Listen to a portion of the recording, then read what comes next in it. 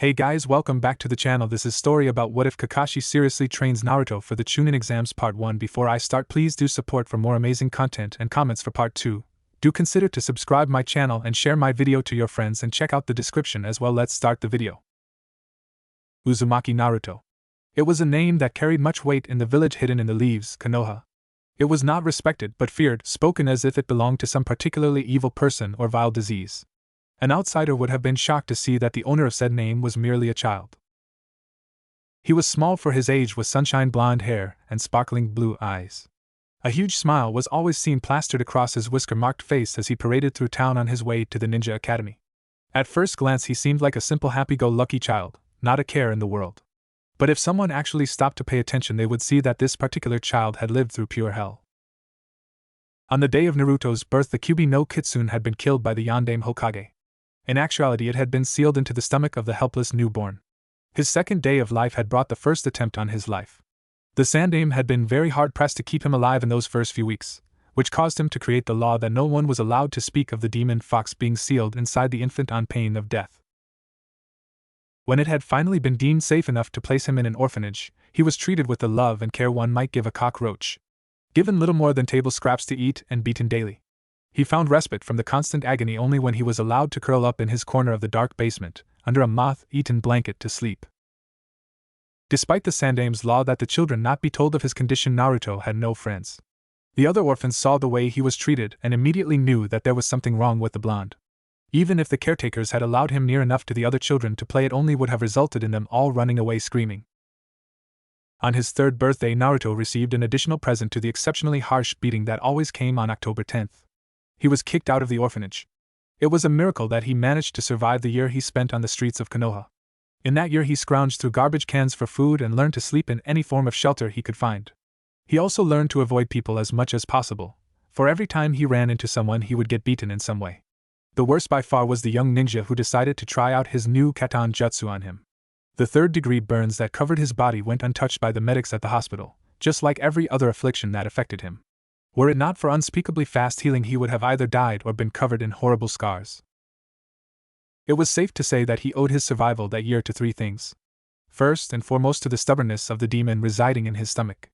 Second, to the fact that temperatures in Fire Country almost never got down to freezing.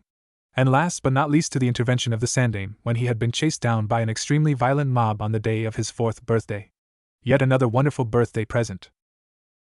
After a few days in the hospital, where the doctors and nurses were literally forced to care for him, Naruto had found himself in the Hokage's office, where the old man had been astonished by the 4-year-old boy's incredibly colorful language, no doubt learned from his attackers, and his malnourished form.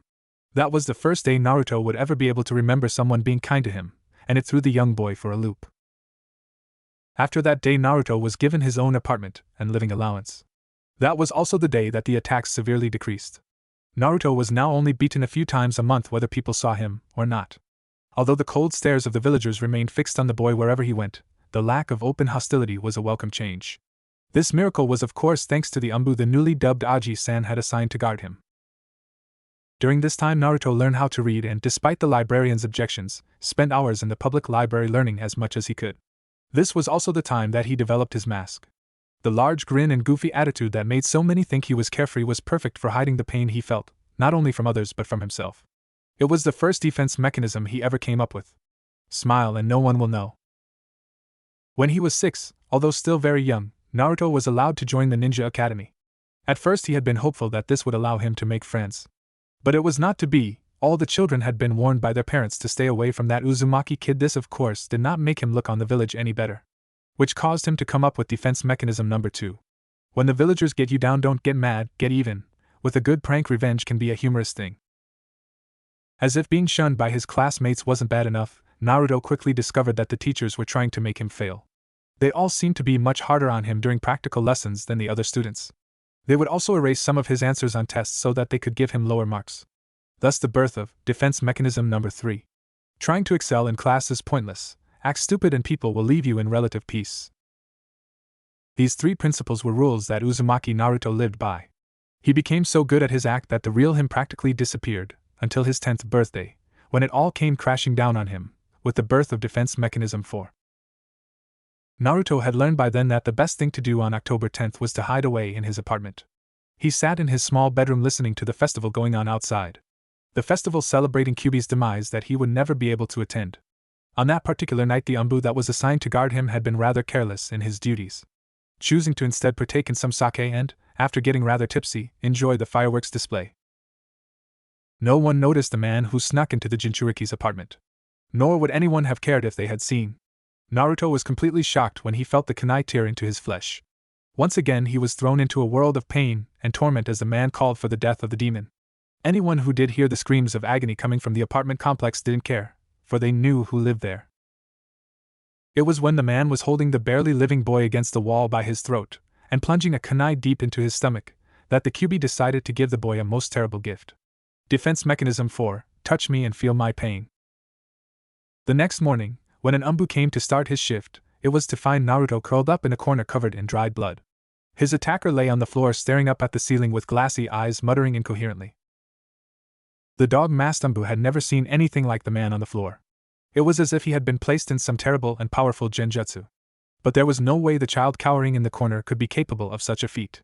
He stepped towards the young boy. Naruto, what happened here?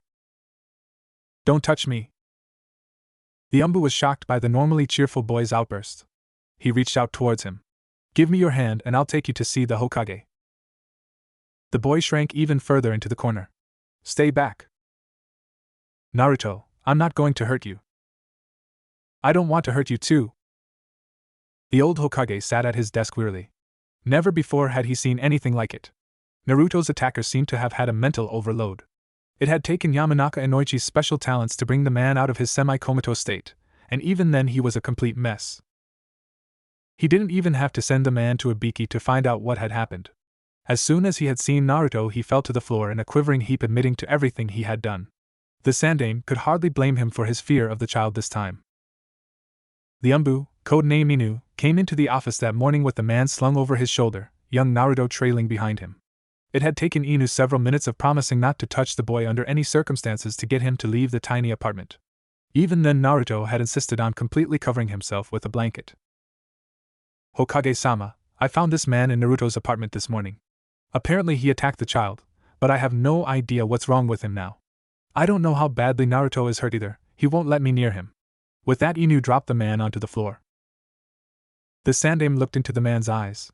He tried several things but did not get a reaction. Finally he had sent for Inoichi, as it was obviously a mental problem of some sort. Then he turned his attention to the 10-year-old boy. All right Naruto, let's see how bad it is this time.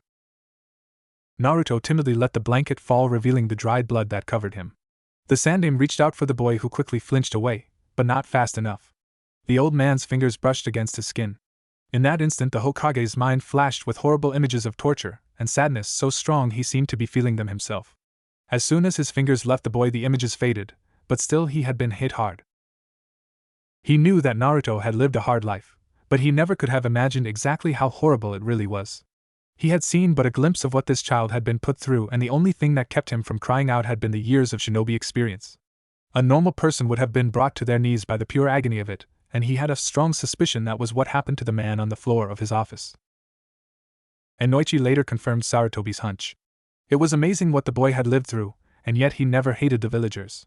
He never stopped fighting, never stopped believing that one day things would change. He bore the pain of his life with a grin, displaying a will of fire like none he had ever seen before, and he was only 10 years old. Doubtless he would become the greatest of Hokages one day. Sarutobi sighed in exhaustion. He had been sitting at his desk trying to figure out this puzzle for hours. It appeared that the Kyubi had somehow managed to turn the boy's pain into a powerful weapon. The problem was the child could not turn it off. Unless he found a way to control this curse, he would never be able to touch anyone again. A sigh escaped from his mouth. No child deserved the fate of the Jinchurichi, and now this new development on top of that had left Naruto scared and confused. As much as he hated the idea of Naruto learning of the Kyubi, the boy needed answers. The door creaked open, revealing Inu. Behind him trailed Naruto. Again the old man sighed. Gone was the brightly colored jumpsuit that screamed for attention. He was now dressed in all black, completely covered from head to toe. Bright yellow hair hidden by a dark hood, fingers encased in leather gloves, sandals replaced by thick boots. The whisker marks on his cheeks were now covered by a cloth face mask. Even the sparkling blue eyes had been shadowed by dark sunglasses. The door closed behind them with a loud thud. With one last sigh, the Hokage lifted his hands and placed a sealing jutsu on the room, preventing any sound from escaping. Inu, please remove your mask. The man did as he was told, revealing a handsome face before quickly covering it with a cloth face mask like the one he had given the boy.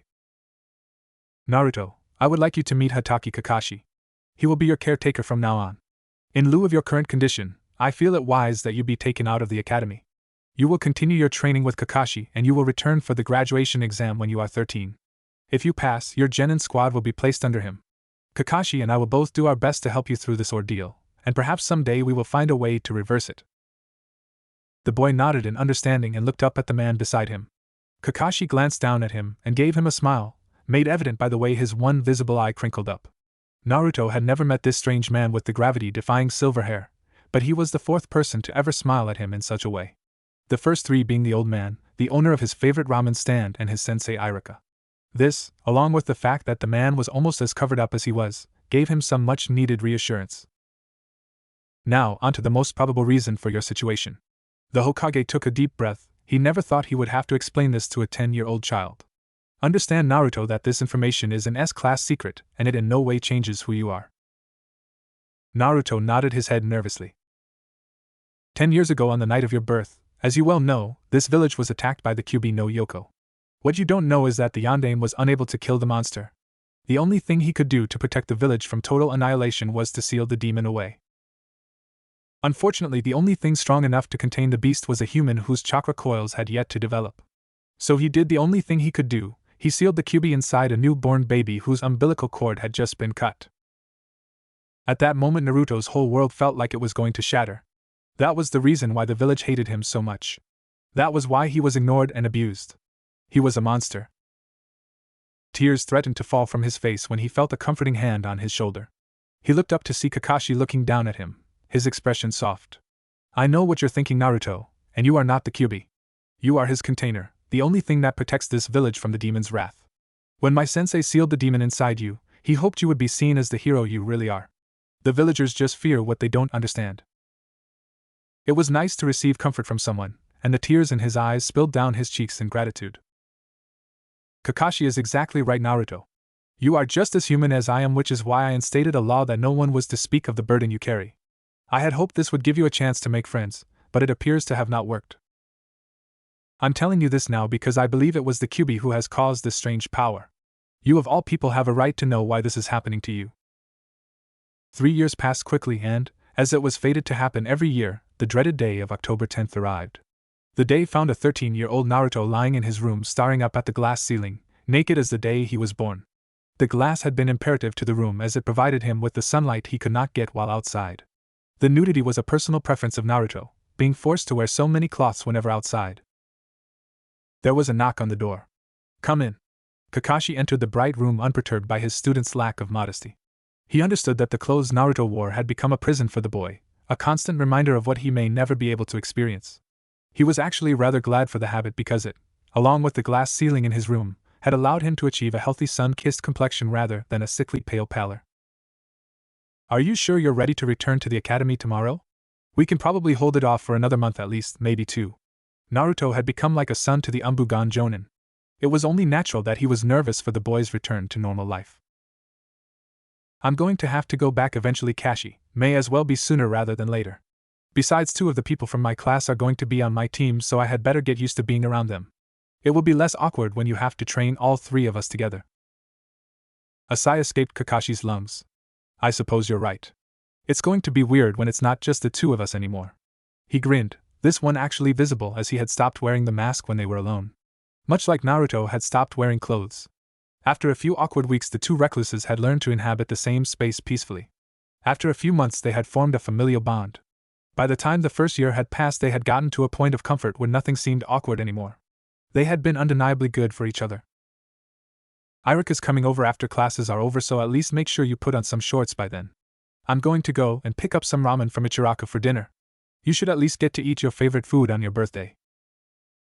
Thanks, Kashi. Kakashi left Naruto to his indoor sunbathing. Naruto smiled as he looked up at the clear blue sky. Kakashi never made a big deal out of his birthday. The only special treatment he got was being allowed to stay home rather than go out to continue his training. Naruto had never asked for this, he never had to, He and Kakashi understood each other perfectly. It would never be a happy day for him, filled with too many painful memories. October 10th was a cursed day. The day Kakashi was officially assigned as his caretaker, he had insisted on touching him.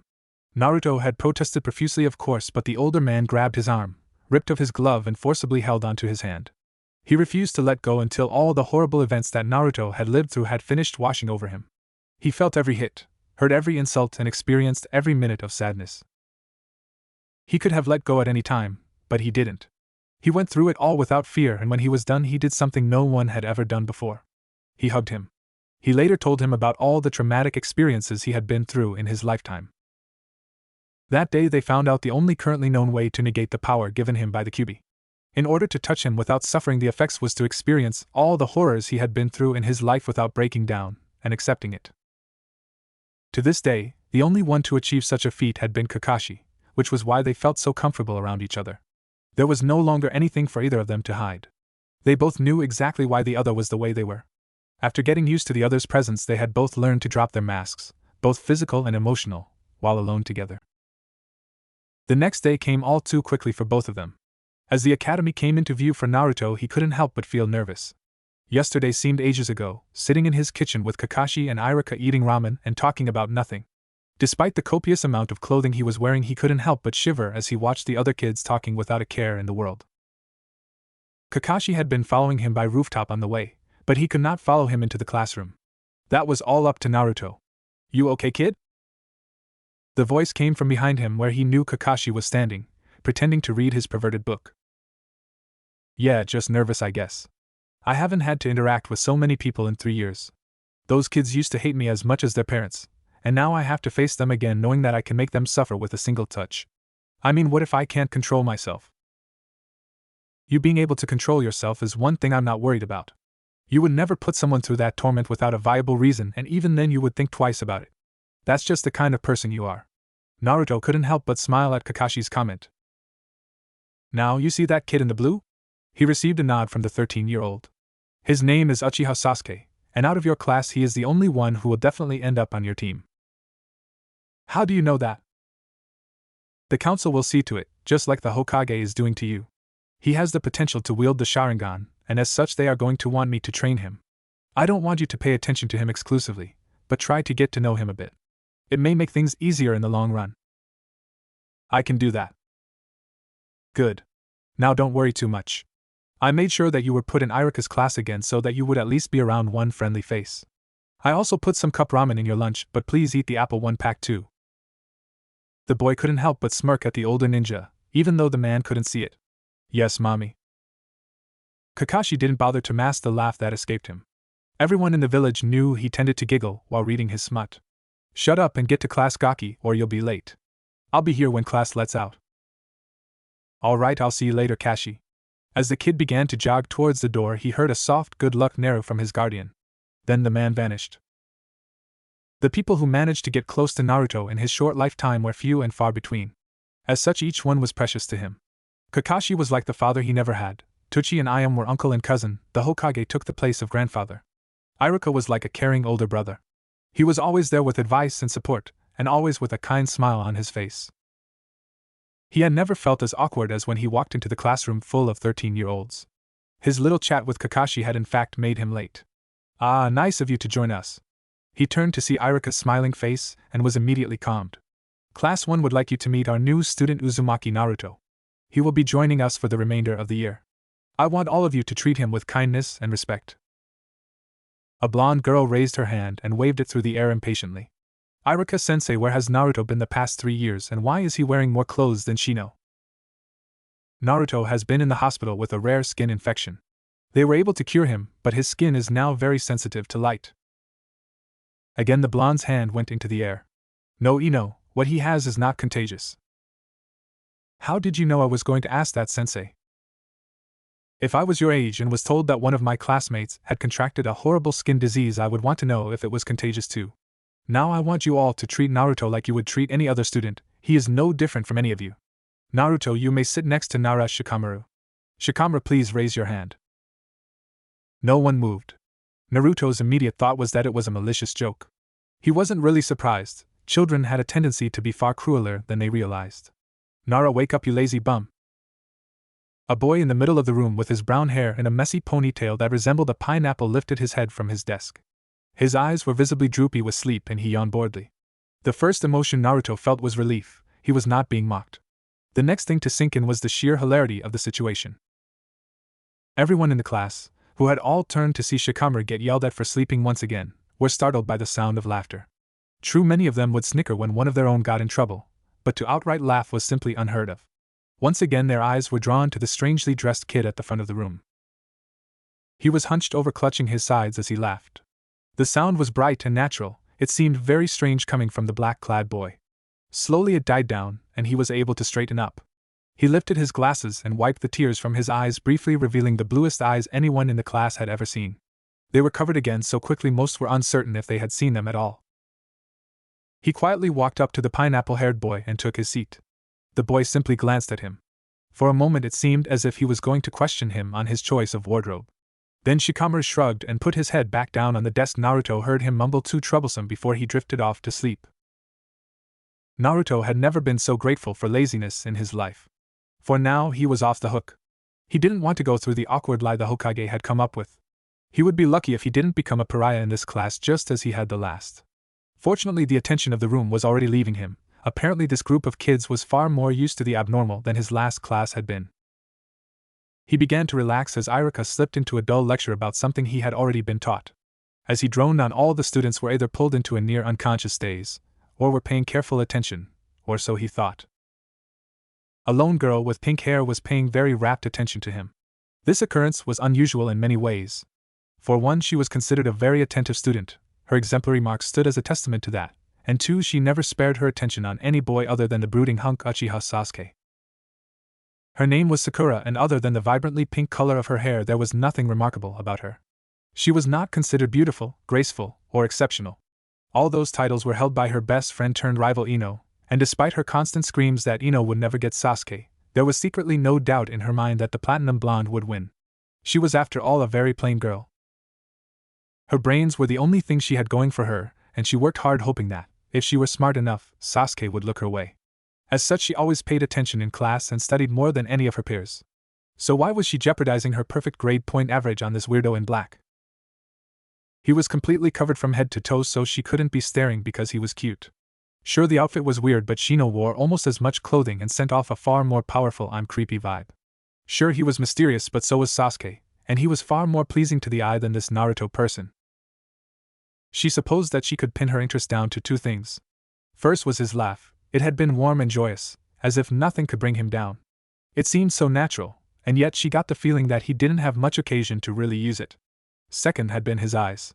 She had only seen them for a second. He had replaced his glasses so quickly, but she was sure she had seen them. They were the most beautiful pure blue she had ever seen. It was a crime that such eyes belonged to a boy, and an even bigger crime that he covered them up. She stared at him intently through the whole lecture and was quite perturbed that she had missed the entire lesson. Praying it had just been a review on past materials, she pulled out her bento box. As she ate her homemade meal, her eyes once again traveled to the weird new kid. So, you giving up on Sasuke and going for the new kid forehead? Sakura's eye twitched with irritation. I don't know what you're talking about, Ino pig. The blonde snorted in a very unladylike way, not realizing that the sound only reinforced the insult. The idea of you being with a god like Sasuke is laughable, but Mr. Skin Disease over there seems right up your alley. Sakura noticed the boy tense, the ramen-laden chopsticks in his hand freezing halfway to his mouth. Shut up, Ino, I think he can hear us. What, you don't want me to broadcast your new crush? Sakura had never felt so irritated with her one-time best friend. Was the blonde really that shallow? First of all, Ino pig, I do not have a crush on Naruto. Second, don't talk about his condition like that. It's not his fault he got sick, and we should not hold that against him. Ino gave a huff at being called insensitive. I don't see you running up to be his friend forehead. The scrape of the chair as Sakura stood was deafening. She gave Ino a defiant glare and marched down the steps toward Naruto's row. Naruto was shocked when the pretty pink-haired girl had stopped in front of him. He knew that she was one of the girls that had been talking about him, but he never imagined either would approach him. She smiled brightly, her green eyes twinkling as she stuck out her hand. Hi, my name is Haruno Sakura. Welcome to our class. Naruto hesitantly reached out and took her hand, shaking it lightly. He couldn't help but smile at the look of relief on her face.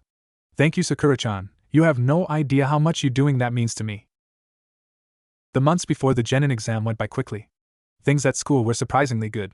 Sure, he still got picked on and avoided by most of the class, but he did have a few friends. These included Nara Shikamaru, Akamichi Tsuji, and Inazuka Kiba, none of whom cared what people said about him. He spent his days with them cloud-gazing, eating snacks and playing pranks, 3 of his favorite things. He was glad that the active hostility towards him had stopped 3 years ago, when the Hokage had broadcasted who his new guardian was. Explaining why he couldn't go into certain stores or why random civilians attacked him would have been troublesome, as Shikamaru would say. He had a passing friendship with Uchiha Sasuke.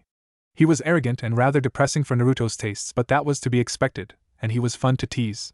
Sasuke in turn hung around him for 2 reasons. 1, there was no air of pity or admiration surrounding the boy whenever he came into view. And 2, most of his fangirls were so freaked out by Naruto's alleged skin disease that they would leave him alone when they hung out. Sakura held a special place in his heart. She had been the first person in the class to approach him, the first brave enough to shake his hand. Out of all the girls in their class, Sakura was one of the only ones willing to come within 10 feet of him. Ino being another one, not because she wanted to, but because she refused to be outdone, and that was where she usually found Sasuke. The other girl who didn't seem scared of him was Hinata, who had plucked up the courage to introduce herself after a week. He liked Hinata a lot. She was kind and polite and became like a sister to him. He had a sneaking suspicion that Kiba had a little thing for her, as he would perk up whenever she was around.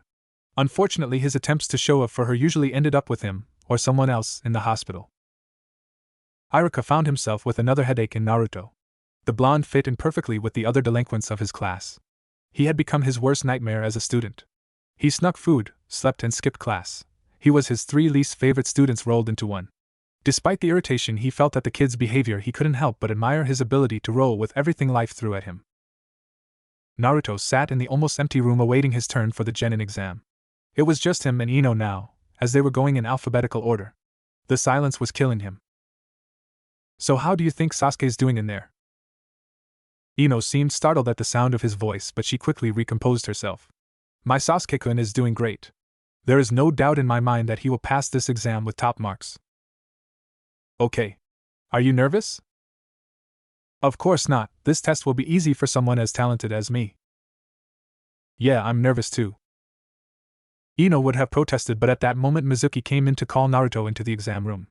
As the boy left, she couldn't hide her anxiety anymore. Good luck, Naruto. He turned around and smiled at her. As always, she couldn't see it through his mask, but everyone could tell when he smiled. He just sent off this warm, reassuring feeling. Same to you, Ino. With that, he walked through the door and left Ino all by herself. Naruto had never really cared for Mizuki. Despite his smiles and kind attitude, there was always a layer of contempt hidden under the surface, and it doubled around Naruto. Mizuki was a fraud, at least the other villagers and ninjas showed their hatred of him outright. He entered the exam room to see Iruka. Okay, Naruto, I need you to create 3 functional bunshin. Naruto suddenly felt very nervous. Iruka-sensei, I can't do a regular bunshin. Iruka was disappointed. Kakashi should have made sure he knew this one. It was an important skill for a young shinobi. And why can't you do it? Well, you see, apparently my chakra is too concentrated to be formed into something as delicate as a bunshin. But I was taught a variation in case this happened. Iruka nodded. Kakashi had probably taught him one of the clone jutsu he copied. Very well, as long as they are functional you will pass. Naruto nodded happily. He concentrated his chakra and placed his fingers into a T-shaped seal. Kage Bunshin no Jutsu. There were 3 puffs of smoke, and when they cleared, 4 corporeal Narutos stood undoubtedly smirking at the shocked look on their sensei's face. Kakashi says that as I get better with my control there will be less smoke. Iruka was speechless, not only because of what Naruto had done but because Kakashi had the gall to teach a 13-year-old a forbidden technique. He was so shocked that he missed the look of rage on Mizuki's face, but Naruto didn't. Congratulations, Naruto, you passed with flying colors. And if you hadn't chosen to slack off all year you probably could have been first in your class. Thanks, Iruka. Naruto took his headband and tied it onto his right arm. Now you better let Ino in here before she has a nervous breakdown. With that he left the room so Ino could have her turn, thoughts of Mizuki with that look on his face in his head. As he came outside he was greeted by the sight of his friends all with headbands being congratulated by their families. Rather than break up the happy moment he went over to his favorite swing and sat down to watch, forever the observer. He watched Ino run out of the school straight into the waiting arms of her father, her hide wrapped around her waist. It's nice to watch families, isn't it? Naruto looked up to find Kakashi perched in the branch over his head. Yeah, but also a little depressing since I'll never know my real one. You have to admit though, that as far as fake families go, ours is a pretty good one. Naruto smiled. Yeah, it is. I get you a present for passing the Genin exam. A small plain box was dropped into his lap.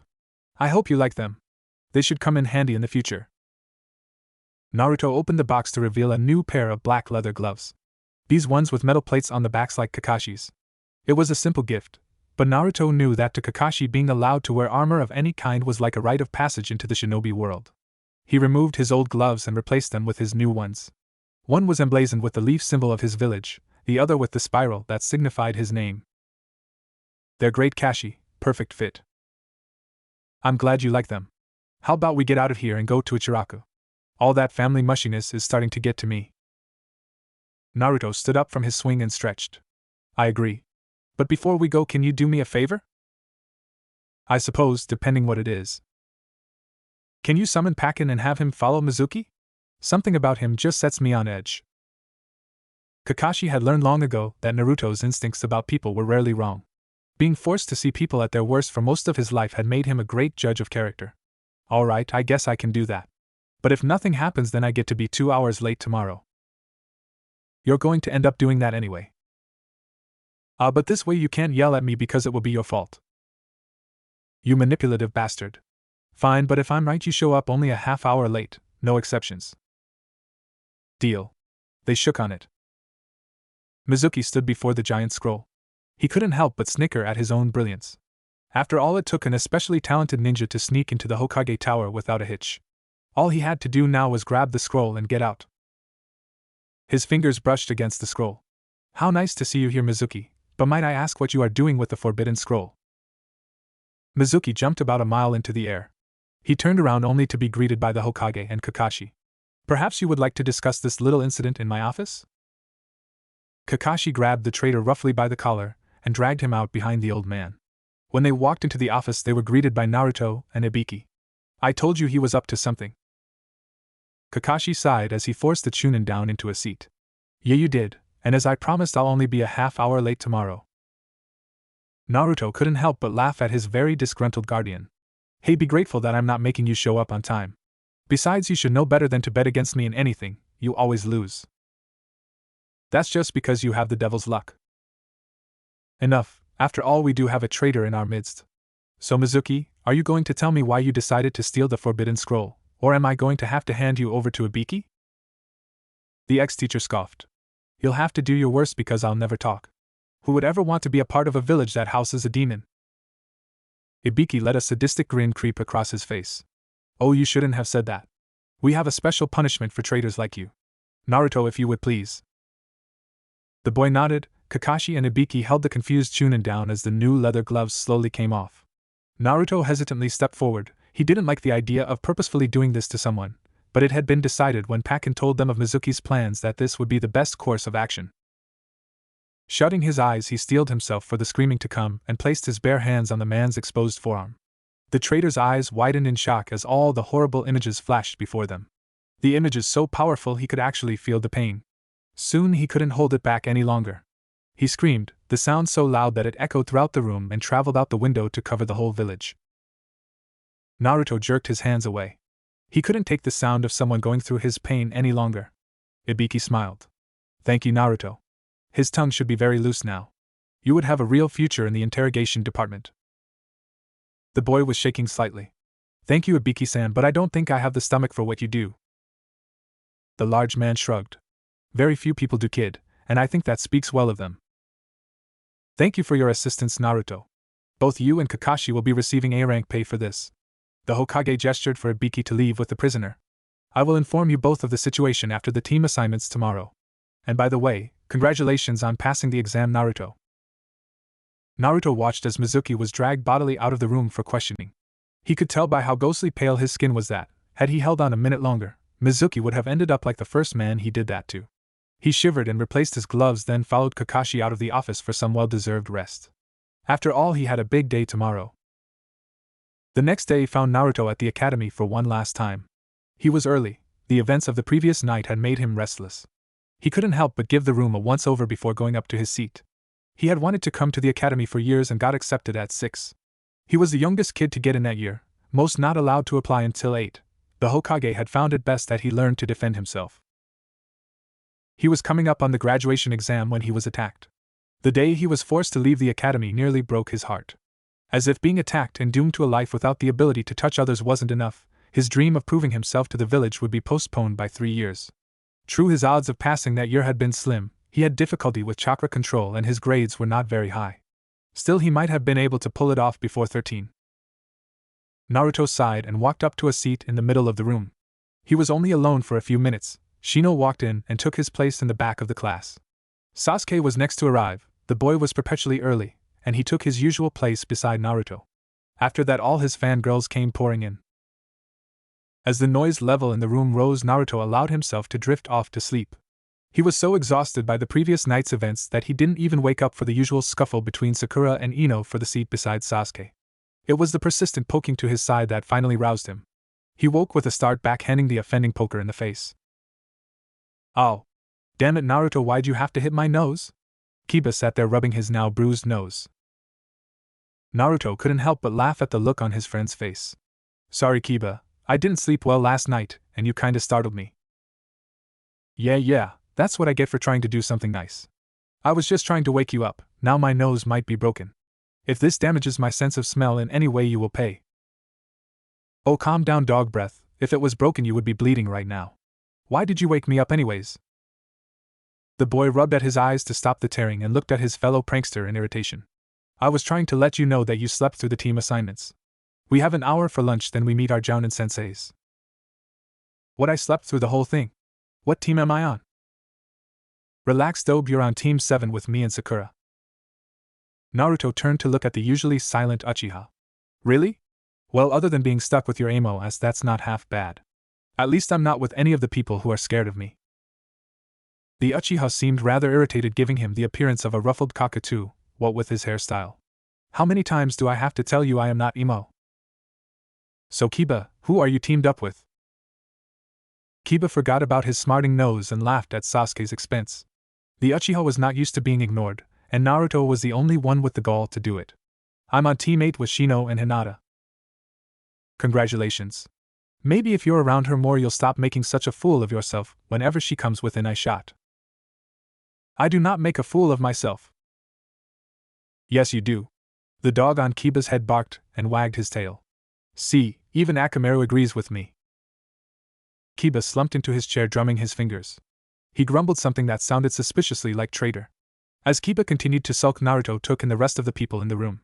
Sasuke still seemed irritated with being ignored and had decided to deal with it by brooding as usual. This of course caused lots of girls to stare at him with stars in their eyes like always. His two most avid fangirls, however, were occupied in another heated argument. Apparently Ino was very upset with being stuck with Chuji and Shikamaru. She was also jealous of Sakura for scoring a team with Sasuke on it.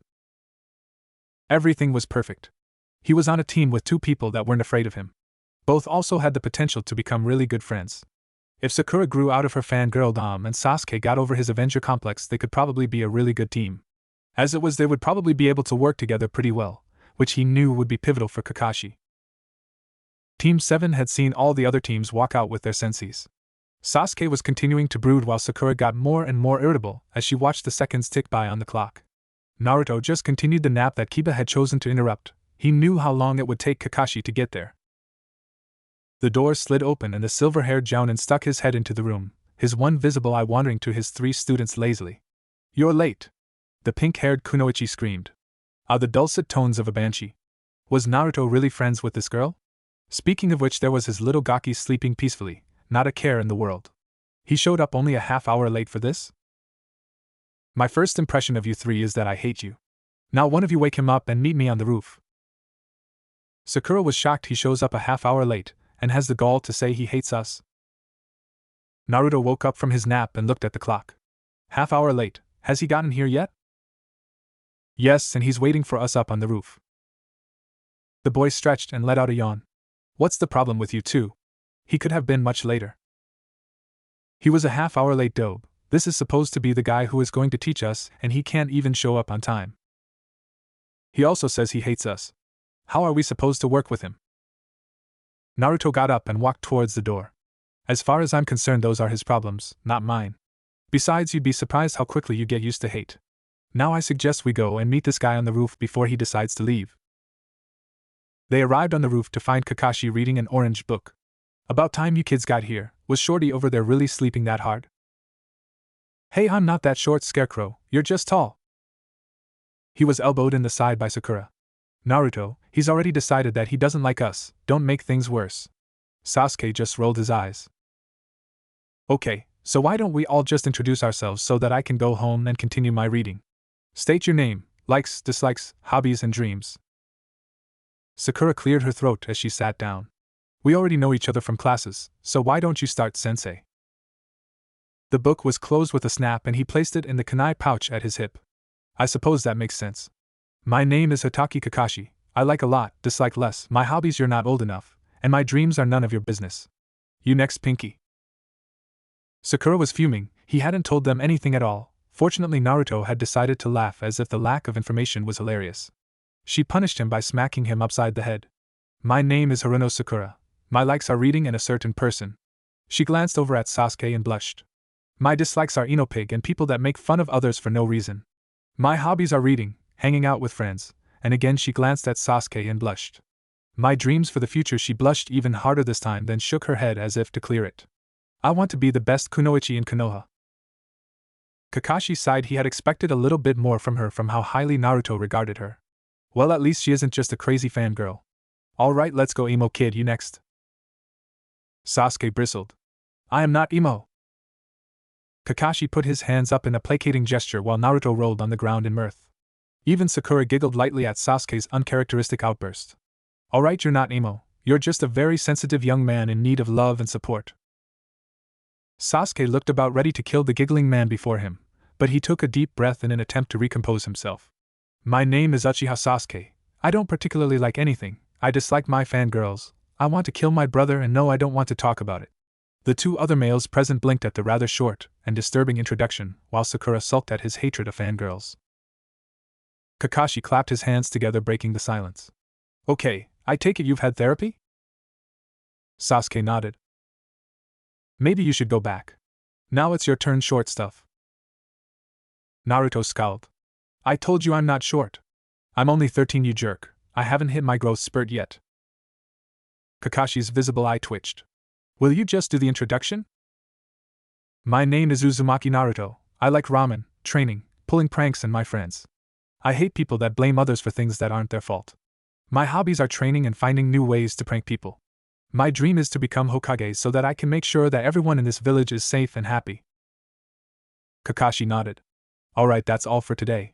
Meet me tomorrow at 8 a.m. Training Ground 13, for the real Genin exams, and before you asked, the test yesterday was just to see if you had the potential for becoming a Genin.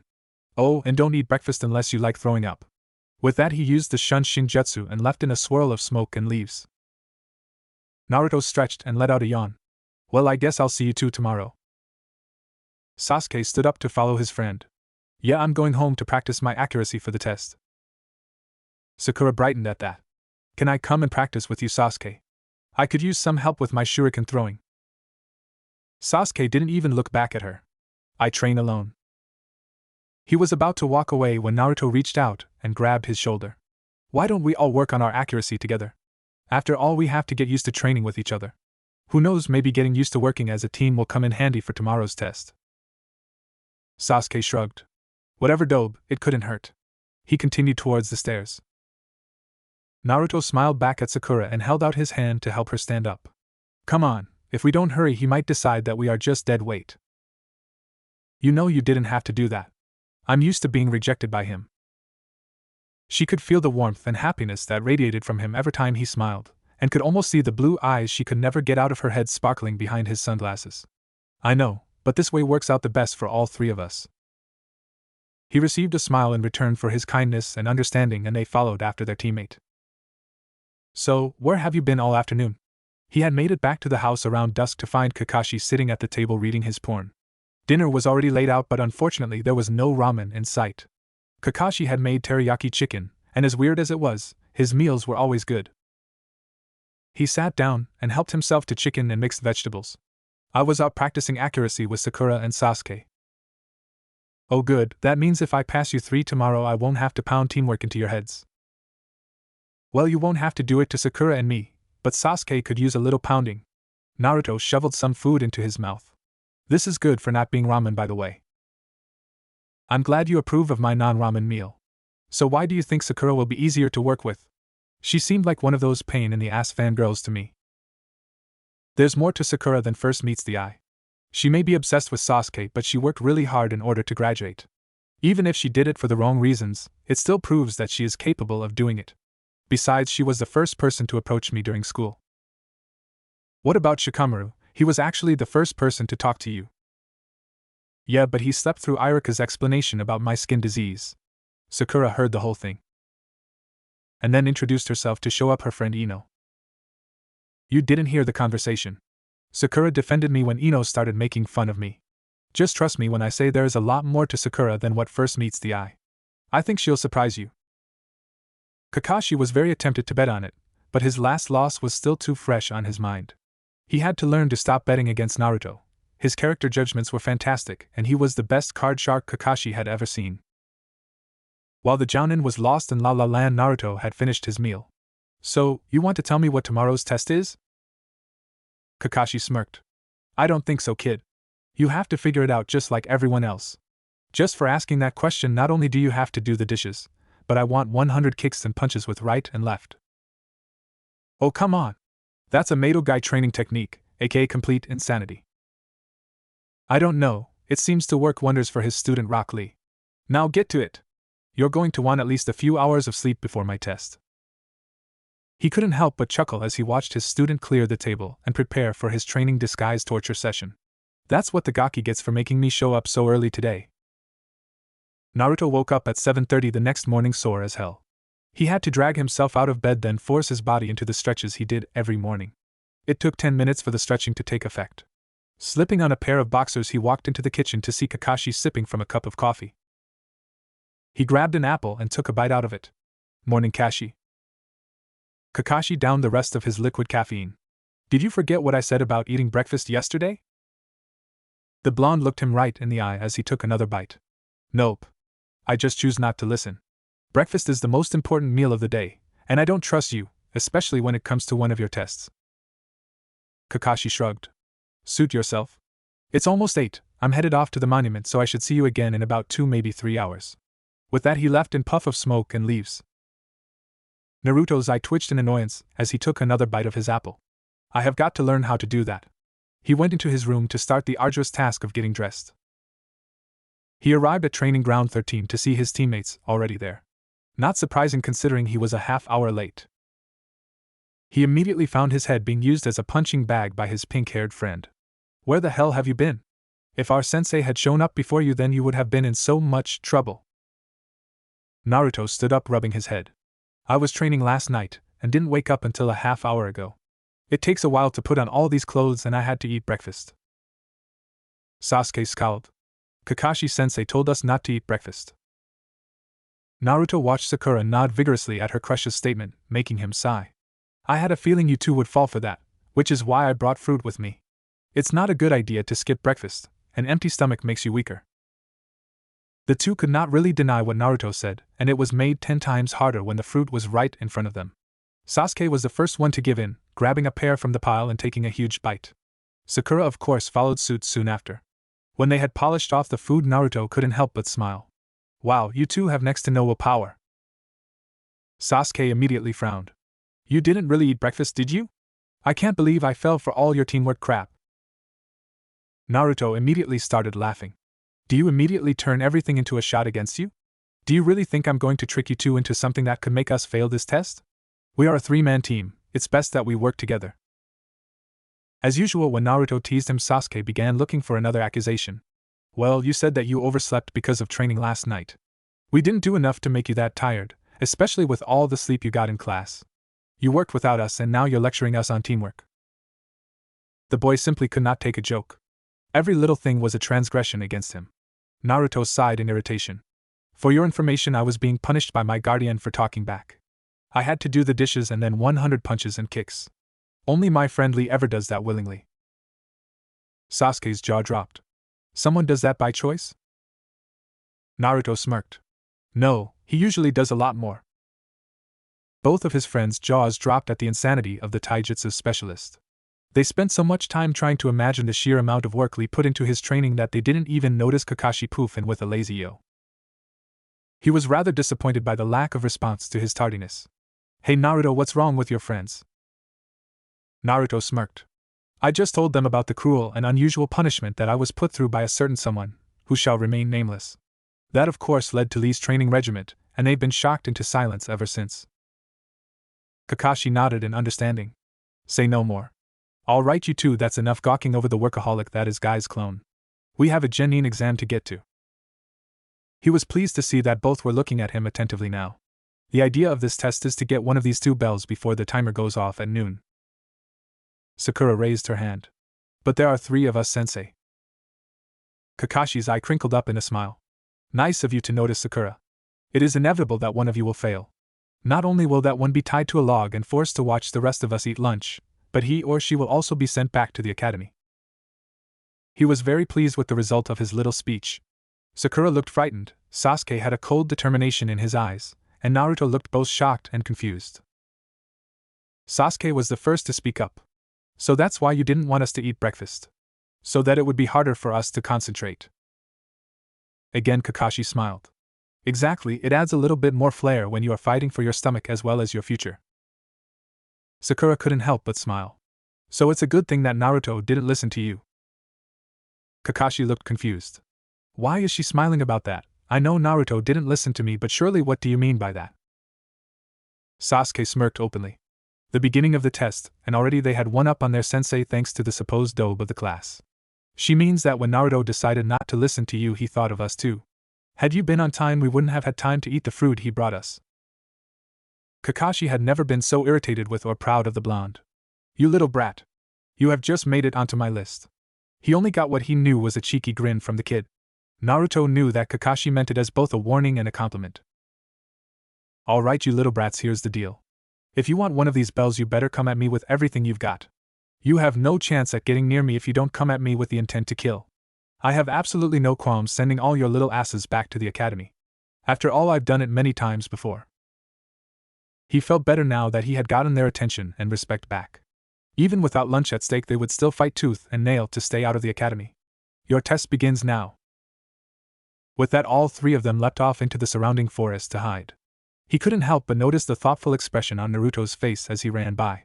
Looks like Naruto is going to be the wild card of this group. Sasuke's too arrogant to figure it out, and as smart as Sakura is, she will be thinking of herself. He has already looked underneath my tricks once today, he might be able to see under the rest. He rummaged in his pouch and pulled out one of his favorite books. Ika Paradise. Naruto crouched near the tops of one of the trees. His mind was going haywire. What are you trying to get us to do, Kashi? Nothing is ever this simple with you. A genin could never get close enough to take something from you, yet you're pitting us against each other. He smiled in understanding. He had been with Kakashi long enough to understand the strange man's mind. He had also been fighting with him long enough to think of bringing some reassurance with him this morning. Kashi, you never should have taught me how to play shogi, it's the only thing I always beat you at. With that, he went off to find Sasuke. Kakashi could feel Naruto moving towards Sasuke. All 3 had hidden themselves very well for genin, but none of them knew how to mask their chakra signatures. Naruto's was so large it was like a beacon calling out for attention, like the orange jumpsuit he used to wear. So he figured it out, huh?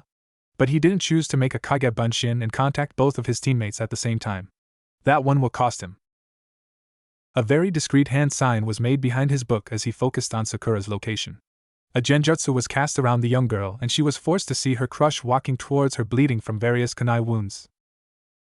While Naruto was desperately trying to convince Sasuke that they all worked together, they heard a piercing scream. The boys both looked up in surprise. Kakashi was still standing in the middle of the clearing. Who would have thought she would have succumbed to such a weak genjutsu? Oh well, only 2 to go in 45 minutes. Looks like I'm sending 3 back to the academy again. Naruto clenched his fist. He had made a mistake. He had been so worried about keeping his intentions hidden that he had not chanced Kage Bunshin. Of course Kakashi would attack the one opening he left. Sasuke, you think you can distract him long enough for me to help Sakura? Of course I can, Dobe. I'm not the rookie of the year for nothing. But why should I help you? Sometimes Sasuke's arrogance made Naruto want to strangle him. Look, if you don't manage to get a bell on your own, I'll get Sakura to help me and give you my bell. Deal? Sasuke thought about it a moment. Either way, he would win. Deal. Naruto nodded. Good, now get going, Tam. As Sasuke charged in to attack, Naruto made a Kage Bunshin to cover his actions. Hopefully it would keep Kakashi's attention. He wasn't about to make the same mistake twice. He rushed in the direction he heard the scream from, occasionally glancing at the fight between Sasuke and Kakashi. His teammate was doing surprisingly well. His intercepting fist style was indeed strong. There was a flash of pink in the corner of his eye. Sakura was lying on the ground, unconscious. Naruto wasted no time in dispelling the genjutsu and reviving her. She shot up like a rocket. Sasuke-kun! She seemed confused as she looked into the sunglass-covered eyes of Naruto. Naruto, Sasuke is hurt, we have to help him. Naruto patted her on the back in an awkward attempt at claiming her. It's okay, Sakura-chan, it was just a genjutsu. See, he's fighting Kakashi-sensei right now. The pink-haired girl looked up just in time to see Sasuke blow a huge fireball at their teacher. She sighed in relief. Listen, Sakura-chan, I need your help with something. When Kakashi defeats Sasuke, I need you to sneak behind him and try to take the bells while I distract him. Then give one of them to Sasuke. Sakura's eyes widened. He was letting Sasuke pass with his plan. What about you? Again she was surrounded by that warm feeling that signified one of his smiles. She never understood how he managed to do that. Don't worry about me. I made a deal with Sasuke so that he would distract Kakashi while I helped you. Everything will work out alright in the end. Sakura agreed, and not a minute too soon, because Kakashi had just dragged Sasuke underground so that only his head could be seen. As the Jounin admired his handiwork, his two other students set their plan in action. Naruto jumped out of the bushes and stood before his teacher, bold as brass. Ah, Naruto, nice to see you at last. Did you like my present? Perhaps next time you will remember to take advantage of every skill you have. Why did you have to attack Sakura-chan? Wouldn't it have been better to go after me? After all, I'm the one who figured out the test. Kakashi smiled as he pulled out the book he had put away while fighting Sasuke. Think of it as revenge for ruining the first part of my test. Naruto smirked. As usual, you went for the first opening you saw.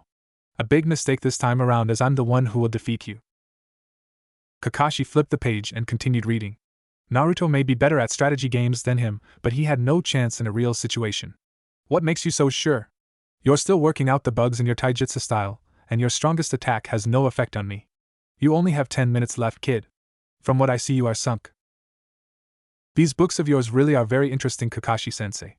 It would be a shame if something happened to one of them. This comment got Kakashi's attention. He looked up to see one of his precious Ika books in Naruto's hands. Wow, and this one is a limited edition signed by the author. Fear danced across the older ninja's visible eye. Hey! I never said you could use hostages. He could practically feel the evil grin on Naruto's face. You said to come at you with the intent to kill. But why kill when you can negotiate? Kakashi began to move towards his crafty little student. Why, you little? Naruto opened the book and grabbed one of the pages. One more step and I'll rip it. He immediately froze in place. You wouldn't dare. Naruto pulled lightly. Do you really want to chance that? Kakashi was so preoccupied with the plight of his book that he didn't notice Sakura sneaking up behind him until too late. She grabbed the bells just as the timer went off. Kakashi turned to see her handing one of them to Sasuke, whom Naruto's clone had set free. I see, so you were never going to ask for the bells. You chose to sacrifice yourself for your teammates. But you do realize you just sent yourself back to the academy. Naruto walked over to his two friends who were both looking at him with some regret. I realize that there is no such thing as a two-man team, and that I still have your most prized possession in my hand. Kakashi smiled at them, though his hand involuntarily twitched towards the holy grail of books in his student's grip. Follow me, you three. They arrived in front of the memorial stone. It stood in the clearing, large, black, and filled with the names of fallen heroes. Kakashi placed his hand on the marble slab.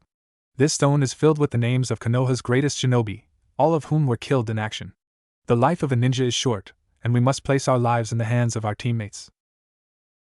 Naruto was right. There are no two-man teams. My test was to see if you could look beyond your own desires and work together. Someday you may be faced with a situation where it's either your life or your teammates. If and when that day comes, you would do well to remember that those who break the rules are trash, but those that abandon their friends are worse than trash. The three 13-year-olds looked at the stone in awe. So many names marred its glassy surface. A ninja's life was short, and it almost always ended here, on this stone. Naruto lifted his head high. Getting your name on that stone is the only way to go. Kakashi smiled. Naruto was the one to figure out the test and get you two to help him. Even if it took a little more persuasion than it should have, I am happy to say that because of him you three have become the first team I have ever passed. All three brightened considerably. Sakura smiled happily. So Naruto isn't going back to the academy? Kakashi smiled down at her. It was nice to see that she really did care about the well-being of his charge. No, he isn't. In fact, it is easy to say that out of you three he performed the best. Not only did he figure out the test, but he found out a non-confrontational way to settle the situation. Sakura beamed at the friend she had thought would be leaving. Sasuke was a bit perturbed that the dobe had managed to do better than him, but happy he would be staying nonetheless. Speaking of non-confrontational, can I have my book back, please? That effectively broke the moment. Sakura and Sasuke were shocked at how easily their sensei had been brought down. Naruto sighed and handed over the, for lack of a better word, book. Fine. I don't know how you stomach that garbage. Kakashi sniffed in indignation as he double-checked his precious book for damage. It's not garbage, it is a literary masterpiece that you are simply too young to appreciate. Naruto looked at him in irritation. Keep telling yourself that, perv. I'm going home to eat. I shouldn't take my mask off outside. As the other three watched him go, he got an evil idea. He was going to get Naruto back for endangering his porn. Come on, you two, let's eat. As his students were busy eating their bento lunches, he wrote out something on 2 pieces of paper and grinned at his idea. Sure, it would mean that he couldn't be late tomorrow, but it would be worth it. Okay, you two. Meet me at my place tomorrow at 8 a.m. for your first mission as Team 7. He handed them each a slip of paper. Here's my address, I'll tell Naruto later, and remember, don't be late. He ran off, giggling evilly. Naruto would pay for his trick today. Oh yes, he would. Naruto had woken up the next morning to the sun streaming through the glass ceiling. It was 7:30 again. As he did his stretches, he couldn't help but wonder why he always woke up at 7:30. It was like he had some evil internal clock that had a 7:30 fetish. Kakashi hadn't talked to him at all after the test yesterday, still upset about the endangerment of his most prized possession. Naruto was just glad that he hadn't made him do the guy-inspired workout again. He pulled on some boxers and walked into the kitchen to find Kakashi nursing his usual cup of coffee. The man looked up and smiled at him. Good morning, Naru. Ready for your first day as a real ninja? YouTube reference very much intended. Naruto smiled back. As ready as I'll ever be. It's nice to see you're not holding a grudge for yesterday anymore. Kakashi returned to his cup. He was indeed in a much better mood than last night. His revenge was close at hand, and Naruto had decided to wear his favorite pair of boxers and kill me orange. He had trouble keeping his eye off the clock as he drew nearer, his prey oblivious as he ate breakfast. The doorbell rang. Only years of practice kept Kakashi from letting an evil cackle escape as he pulled up his mask. Irika said he was going to drop by to see you before classes this morning. Can you go and let him in? The young boy downed the rest of his orange juice before getting up with a nod. He walked down the hall, running his fingers through his already messy blonde tresses. Kakashi waited patiently as he heard the doorknob turn.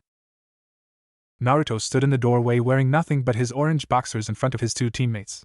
Sasuke looked genuinely confused while Sakura blushed terribly. The door slammed shut in their faces. Inside, they could hear someone shouting out more curse words than either of them ever knew existed, while another person giggled uncontrollably. Another door slammed shut inside. The front door opened yet again to reveal a still laughing Kakashi. Come on in, you two. Naruto should be here in a few minutes. The two sat down at the kitchen table, Sasuke still confused and Sakura still embarrassed. Never before had she seen a boy in so little clothing, and she couldn't help but let her thoughts freeze on that moment in time. He had been perfect, a child Adonis with messy hair yellow as the sun and eyes bluer than the sky. He had been muscular for his age, and though he was short, his skin was almost perfect, a nice even tan with not a scar or blemish in sight. The only mars to his complexion were the 6 whisker-like markings on his cheeks, and even those seemed adorable. Sakura was shaken from her memory by the voice of her crush. Who the hell was the naked guy? Kakashi's chuckles came back full force. That was my housemate. I didn't tell him you were coming this morning, so I decided to play a trick on him. He's not much of a people person. What idiot answers the door in his underwear? I had told him it was someone he knew. Once you get under all his layers, he really knows no shame. Sasuke continued grumbling about the blonde's stupidity. Sakura was currently comparing her crush to the boy he was berating. Somehow his insults made her angry. She couldn't help but notice that the two boys were complete opposites. Sasuke's hair was dark and sleek and had a certain amount of style, whereas the mystery boy was blonder than Ino with a wild, carefree look. Sasuke was pale and his eyes cold and dark. The other boy was tan with eyes that sparkled with life. If Sasuke was like the moon, that boy was the sun. It took a while for her to realize that her thoughts were not only repeating, but she was actually favoring a stranger over her crush. Before she could begin to berate herself, though, a knock sounded on the door, and it opened. She turned to see Naruto popping his head into the house. "Hey everybody, sorry I'm late. My guardian decided to play a nasty prank on me this morning." Kakashi smiled innocently. "Oh, what kind of prank?" Naruto's teammates had never seen the boy more irritable than he was right now. "Let's just say he screwed with my morning routine, and he should watch his back because I will get payback." Kakashi smiled at him. "Now Naruto, revenge isn't a healthy thing. You don't want to end up emo like Sasuke." "I'm not emo." Naruto rolled his eyes. "You're emo, Sasuke, get over it. And as for you, Kakashi, if I'm not emo yet, there is nothing in this world that can bring me down. Believe it." Kakashi's eye widened in shock. He pointed at Naruto in accusation. "Don't you dare say that ever again. You know I hate that. It reminds me of Guy." Naruto began to laugh. "Ha ha ha ha ha ha. I don't care how much you hate it, Kakashi. Believe it." Kakashi cringed. "Stop it. Believe it, believe it. Ha ha." Naruto began to run around the room as Kakashi gave chase. "Shut up, you little brat." He almost snatched the boy, but he leapt into the air, flipped, and kicked off the ceiling to get behind him, running out the door laughing hysterically. "Nice try, Kakashi-sensei. See you at Hokage Gigi's office." With that said, he ran off into the distance. Kakashi screamed out the open door at the top of his lungs. "If you start wearing green spandex, I refuse to teach you anything." They could still hear the boy's laughter fading off into the distance. Kakashi sighed in defeat and turned towards his two other students, both of whom looked shocked and confused. Well, if there is one thing he gained from all those pranks he pulled, it was how to run away. The only way we'll find the little runt is if we go to the Hokage's office. Both nodded, still rather dumbfounded by the absurdity of the fight. They had been walking down the road for about a minute when something dawned on Sakura. "Kakashi-sensei, why did Naruto call the Hokage old man?" Kakashi glanced back at the pink-haired girl. After all that, the only thing she's wondering about is Naruto's gift for names? He sighed at how oblivious Genin could be. The Hokage has always taken care of Naruto, and so he is now seen as a grandfather figure. Couple that with Naruto's bad manners and lack of respect, and you have Hokage Gigi. Sasuke scowled. And the Hokage actually lets him get away with it. Kakashi grinned. Naruto is difficult to hate once you get to know him, and Sandaime knows that being called Gigi is probably the most respect the boy would ever give anyone. He doesn't have any family, so to be considered part of the one he created for himself is the highest honor he could give someone. Plus, the Hokage is rather old. Sasuke and Sakura face faulted. Yet again he had ruined a very good speech. He seemed incapable of being serious for long periods of time. They arrived at the Hokage's office to see Naruto sitting on the old man's desk as they both laughed. The old man looked up when they entered the room. "Ah, Kakashi, nice to see you. Naruto just finished telling me about what happened at your house this morning. I never knew that guy scared you that much." Kakashi looked towards the corner of the room, keeping his composure. "I don't know what you're talking about." Naruto turned his head towards the scarecrow, evil intent leaking off of him. "There's that hip attitude again." Kakashi's cool attitude faltered at the sound of his adopted son's voice. He couldn't help the shiver that ran up his spine. "Don't do that. It's creepy as hell, you little jackass."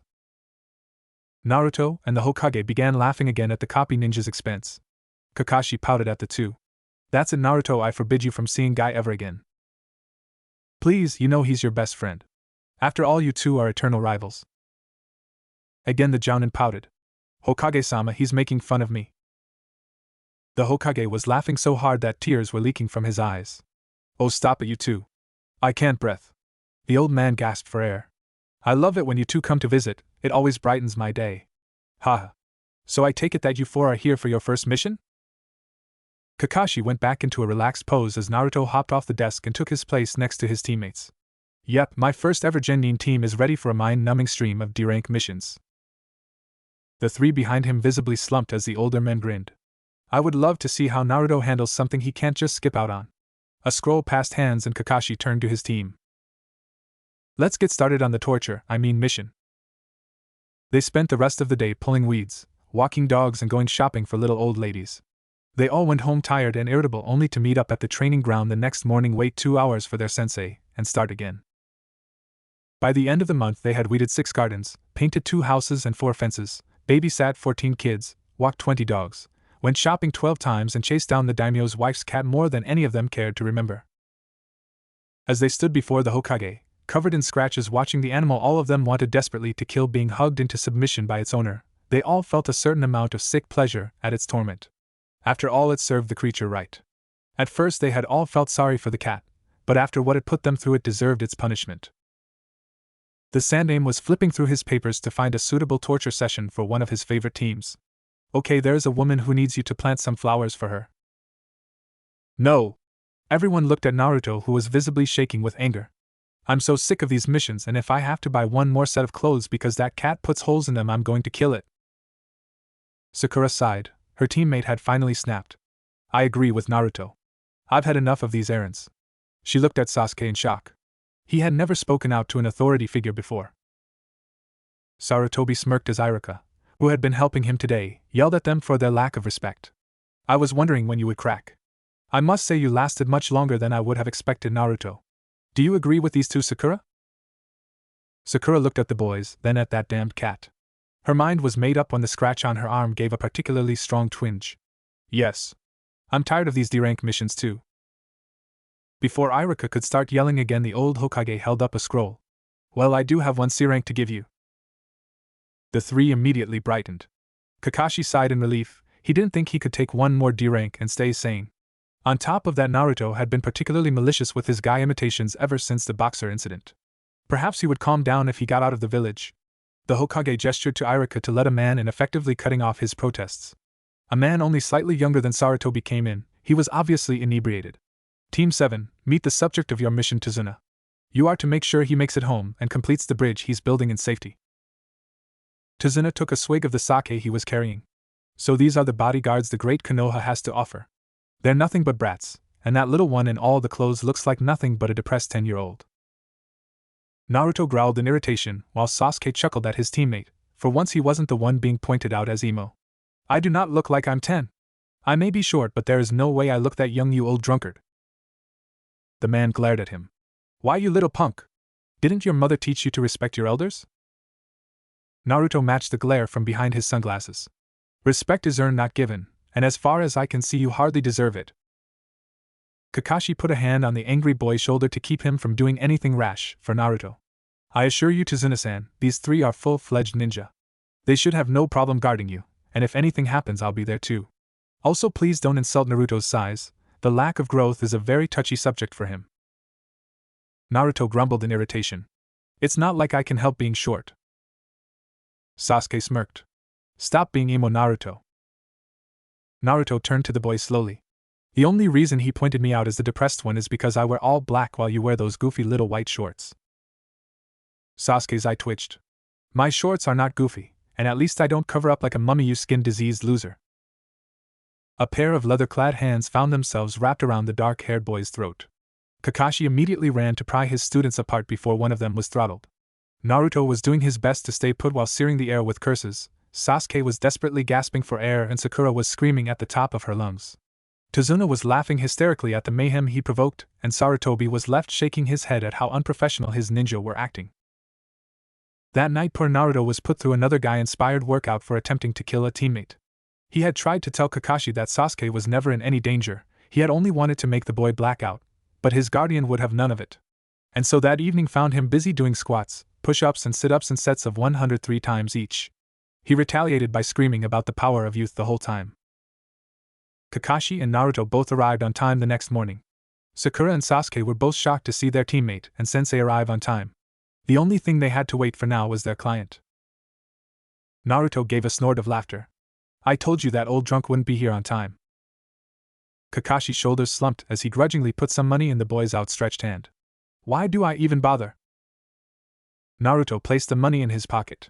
Because you're convinced that one day you're going to win. It's always nice doing business with you, sucker. He looked at his other two very confused students. Never bet against Naruto in anything. The gaki always wins, no matter what. Wanna bet? Of course, you are going down this time, kid. Naruto sighed and shook his head. You do realize that if I go down I win, right? I was just joking about that one. Kakashi smacked himself in the forehead. How do you make me walk into those traps? I don't do anything. You are just addicted to gambling. I am not addicted to gambling. I'm addicted to winning. That is not youthful, Kakashi. The silver-haired man cringed visibly. I told you not to do that guy imitation anymore. Naruto snickered lightly as he pointed behind his mentor. I think you should look behind you, Kakashi-sensei. Kakashi turned hesitantly.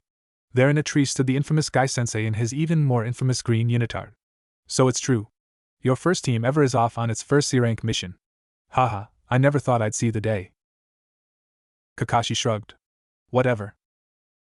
Fire seemed to burn in Guy's eyes as he leapt down from his perch. There's that hip attitude again. I'd expect nothing less from my eternal rival. Kakashi's one visible eye rolled. Yeah, eternal rival, I get it already. Why are you here? I wanted to see your team off on their first big mission, of course. I remember my team's first big mission. So they gave you the Uchiha prodigy, did they? Well, I doubt he'll be any match for Neji. Kakashi yawned. I think that depends on him, doesn't it, Guy? The only Genin that will defeat Neji is Miley. He has been working very hard and I have faith that he will succeed. I bet Sasuke could beat him. After all, Neji has an even bigger stick shoved up his ass. Guy looked towards the boy surrounded in black cloth. Naruto saying such things is unyouthful. You should come training with Lee again. His youth will be a good influence on you. Naruto laughed nervously, a large sweat drop forming on his head. I'll think about it. He usually leaves me with a few too many bruises. Nonsense, those bruises are merely a testament to your youthful hard work. At this point, old man Tazuna decided to show up. The drunk looked Guy over critically. Please don't tell me this freak is coming along too. Kakashi was left to answer the bridge builder's question as Guy was sulking and his team was trying to keep their laughter under control. No, he is not Tazuna-san. Guy has his own team to worry about. Now that you are finally here, shall we head out? Tazuna sighed. Yes, we should. You lazy bums are wasting daylight. Kakashi placed his hand on top of Naruto's head to keep the young hothead from jumping their client. Of course, Tazuna-san. As they went through the gates exiting the village, Kakashi smiled down at Naruto. What a nice surprise. Guy showing up like that. Wasn't it Naruto? Naruto looked away from his sensei. I have no idea what you're talking about. Sasuke's eye twitched in irritation. Why were Naruto and Kakashi so buddy-buddy all the time? Did you two know each other before the teams were assigned? Naruto froze. Why do you ask that? Sasuke shrugged. You two are just so familiar with each other. I mean, you make bets, you joke around, you even know how to drive each other crazy. Kakashi smiled. One of his students finally noticed, and here he thought they were unobservant. Good job, Sasuke. It only took you a month to figure it out. Naruto and I have known each other for the past 3 years. I was the one assigned to train him after he contracted his skin disease and had to be taken out of school. Sakura's eyes widened. So you have been training him for 3 years? But academy students aren't supposed to be trained by Jonin. The Hokage made an exception for me because I was supposed to take the graduation exams the year I contracted my disease. You two never met me before this year because I was 3 years ahead of you. This made Sasuke angry. You're the same age as us, how come you were 3 years ahead? Kakashi decided to save his student at this point. Naruto was an orphan living on the streets. The Hokage put him in the academy at a young age so that he could learn to defend himself and keep him out of trouble. Why wasn't he in an orphanage? Kakashi turned toward the pink-haired girl who was finally proving why she was considered smartest in her class. After the Kyuubi attack, there were just too many orphans. They would be taken care of as best as possible, but some, like Naruto, just ended up getting overlooked. Sakura looked shocked at the shot of reality. So you lived on the streets? Naruto nodded, his eyes on the ground. At least Kakashi had sugar-coated the truth. From 3 until 4, then the Sandaime found me. He gave me an apartment and put me in the academy when I was 6. The group continued walking in silence for some time. Tazuna was surprised to find out that a young boy had managed to live through such a horrible situation and survive. Sasuke was digesting the idea that some people did in fact have lives as bad as his. Sakura was shocked by her little glimpse into the life of her mysterious teammate and the real world. Naruto was just glad that the full truth had not been revealed. Kakashi just read his book. It wasn't until they came upon a puddle on the side of the road that things changed. Kakashi's eye rolled to look at the rather obvious genjutsu, then continued as if he hadn't noticed it. He heard the splash as Naruto decided to jump in it and chuckled. Perhaps the Chunin would learn from the headaches they received.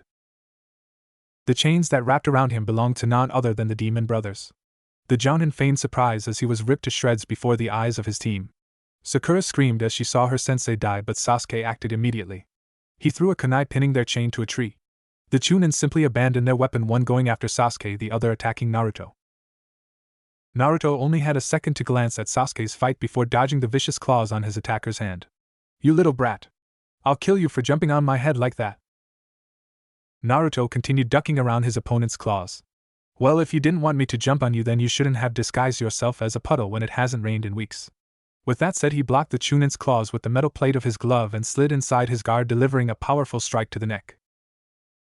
The move would have been perfect if the demon brother had not managed to free his claws and attack his unprotected back before slipping into unconsciousness. Kakashi walked back onto the path, clapping as Sasuke felled his opponent. Sakura sighed in relief at the sight of their sensei alive and kicking. "Good job, boys, now we know who those two were after. You have some explaining to do, Tazuna." The old man was about to respond when Naruto fell to his knees, gasping in pain. Sakura ran toward the boy, hand reaching for the angry red gashes on his back. Kakashi's eye widened in shock as he raced toward the unsuspecting girl. He wrenched her hand away from the injured boy right before her fingers made contact. "Don't touch him!" Sakura stood holding the offending hand in confusion as her teacher crouched over his injured student. She glanced over at Sasuke, who just shrugged, as confused as she was. "How you doing, Naruto? You okay?" The boy groaned and gasped. "It hurts." "All right, kid, just lie down and I'll take a look at you." Kakashi took a kunai to the back of Naruto's black shirt, revealing the tan skin and bleeding gashes. He sighed and rubbed the bridge of his nose. He looked accusingly at the bridge builder. "Do you see what you have done? You lied about the danger of a mission, and now my student is dying from poison." Needless to say, the other three were shocked. "Dying? Can't we take him back to Konoha for treatment?" The Jounin looked at Sakura. "Doctors can't touch him. Naruto's skin disease is actually a bloodline of sorts called Kagyaku, causing pain. Thanks Bojangles, but he can't control it. I'm the only person alive who can touch Naruto without feeling the effects." "I've never heard of a bloodline by that name." "You wouldn't have, Sasuke. Naruto is the first person to ever have it. Now would you care to explain yourself, Tazuna?" The old man looked thoroughly ashamed of himself. "My land is very poor. A few years ago the shipping tycoon Gatu arrived and took control of all trade. He bleeds our money dry and attacks innocent people with his hired thugs. By building my bridge I am creating another means of trade which will break Gatu's hold over us. I never wanted anything like this to happen, but we could not afford a higher rank mission. I'll understand if you leave me. I just hope you can find some way to save the boy." Kakashi sighed and looked at the boy on the ground. "What do you think, Naruto?" Naruto slowly reached up and removed his glasses, revealing the sparkling blue eyes underneath. "I think you should bleed me out so that we can continue our mission." Kakashi nodded grimly. "Sakura, Sasuke, tie up those Chunin and set up camp. We will escort Tazuna home tomorrow." As the two began their assignments, Kakashi gently removed the ruined shirt from his student. Naruto was glad that he had switched to a mask that covered his face and head, as his old hood kept flying off in training. At least he maintained some of his dignity. Kakashi sighed as he raised a kunai over his student's torn back. "Are you ready, Naruto?" The boy squeezed his blue eyes closed, clamped his mouth shut, and nodded. A sharp cry of agony turned the attention of the other three to the makeshift operation table. They were horrified to see Kakashi cutting into the already deep wounds on Naruto's back, the boy fighting with every ounce of willpower to stay still. Blood covered Kakashi's hands as it flowed from Naruto's back. "What are you doing? He'll die." The kunai gouged into another large cut, and Naruto screamed again. "If I don't bleed out the poison, he will, Sakura. Don't worry, if anyone can survive this, it's him." The kunai ripped into the third cut, and Naruto buried his face in the ground to muffle another shout. "Stop staring at me and get a fire going. I'm going to need some hot water and bandages when I'm done." By the time Kakashi was finished, Naruto had passed out from the pain. The one-eyed man bandaged up the wounds in silence, smiling as he watched them heal. The poison was gone. The Kyuubi would not close the skin if any toxins remained. "Sleep well, Naruto, you deserve it." The others looked at the young man in horror. Naruto had been awake through most of the torture, and though he had screamed, he had not moved. None of them could imagine how much willpower that must have taken. Something was bothering Sasuke. Kakashi-sensei, how is it that Naruto is the first person to ever have the Kagyaku? Bloodlines are inherited traits. We don't know much about bloodlines, Sasuke, but they all have to start somewhere.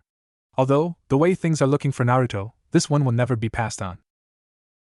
What exactly does the Kagyaku bloodline do? The pink-haired girl was looking at the peacefully sleeping boy intently. The Kagyaku is a truly terrifying bloodline, both for the affected and the user. Ever since his 10th birthday, anyone who has touched Naruto has been forced to go through every bad experience of his life, and he has had more emotional and physical trauma in his short life than anyone should have to deal with.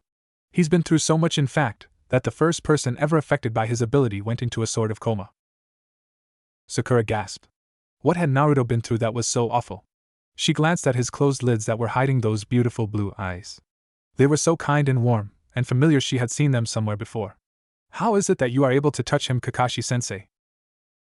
Kakashi sighed at the memories. I was the one put in charge of him after the incident. I helped him get the clothes he wears so that he could be around people without worrying about hurting them. It was only natural that I learned what I was dealing with, so I made him let me touch him. It was the worst moment of my life, and it wasn't even mine. After I got through it all without having a meltdown, there was nothing else it could do to me, and I've been able to touch him ever since. So it is possible for people to touch him. He won't necessarily be alone his entire life. Kakashi sighed at Sakura's naivete and placed his hand on his sleeping student's head. It may be true that there is a way around his bloodline, Sakura, but few would be able to pay the price. Naruto would never willingly put an innocent person through that torture. He can barely put someone he hates through it. I had to force him to hold my hand that day. Sasuke looked at the only person he could consider a friend then, at his sensei. Do you ever regret it? Kakashi gave Sasuke one of his signature eye smiles. Not once in the 3 years I have taught him. Naruto is quite possibly the most remarkable individuals I have ever had the pleasure of knowing. I have yet to meet anyone with more strength of character than him. Now I think it is time for sleep. I'll take first watch, Sakura second, and Sasuke third. Each person was in their own little world that night. Sakura was trying to imagine what Naruto's life must have been like. Tazuna was thinking about his grandson's reaction to this boy who seemed to have nothing. Sasuke was wondering if he could stand up to the test of Naruto's Kagyaku. Kakashi was hoping that the blonde would forgive him for telling them so much. The night wore on. Kakashi dealt with the demon brothers when he was sure everyone was asleep. There was no reason to expose the young ninja to the harsh realities of ninja life just yet. Not when they had just learned of the hell that was Uzumaki Naruto's life. Sunlight streamed through the trees and hit Naruto's face, but that wasn't what was bothering him. His mattress seemed much harder than usual, and he felt suffocated by the mask that still clung to his face. The fact that his gloves, pants, and shoes remained also irritated him. How could he have fallen asleep without removing all of his clothes? He grudgingly opened his heavy eyelids, feeling much more drained than usual. Had he forgotten about some evil training session Kakashi put him through? There was a lot greener than he was used to, and his team was sitting around a fire eating breakfast with some old man. Suddenly he bolted upright, making Sakura scream in shock. What were all these people doing in his room? His back seared with pain, protesting the quick movement. With the pain came his memory. The mission, the attack, the poison, the revelation of one of his deepest secrets. His heart plummeted at that memory.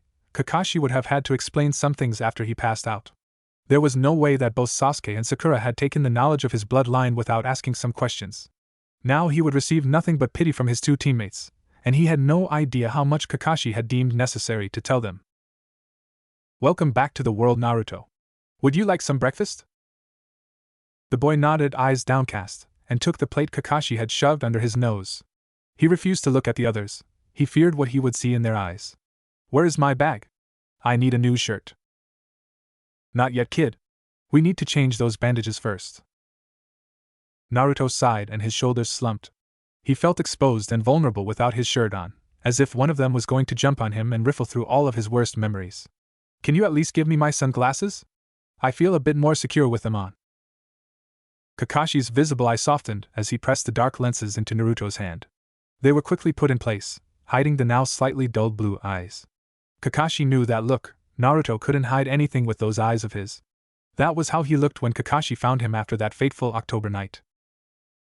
You knew that they would have to be told eventually.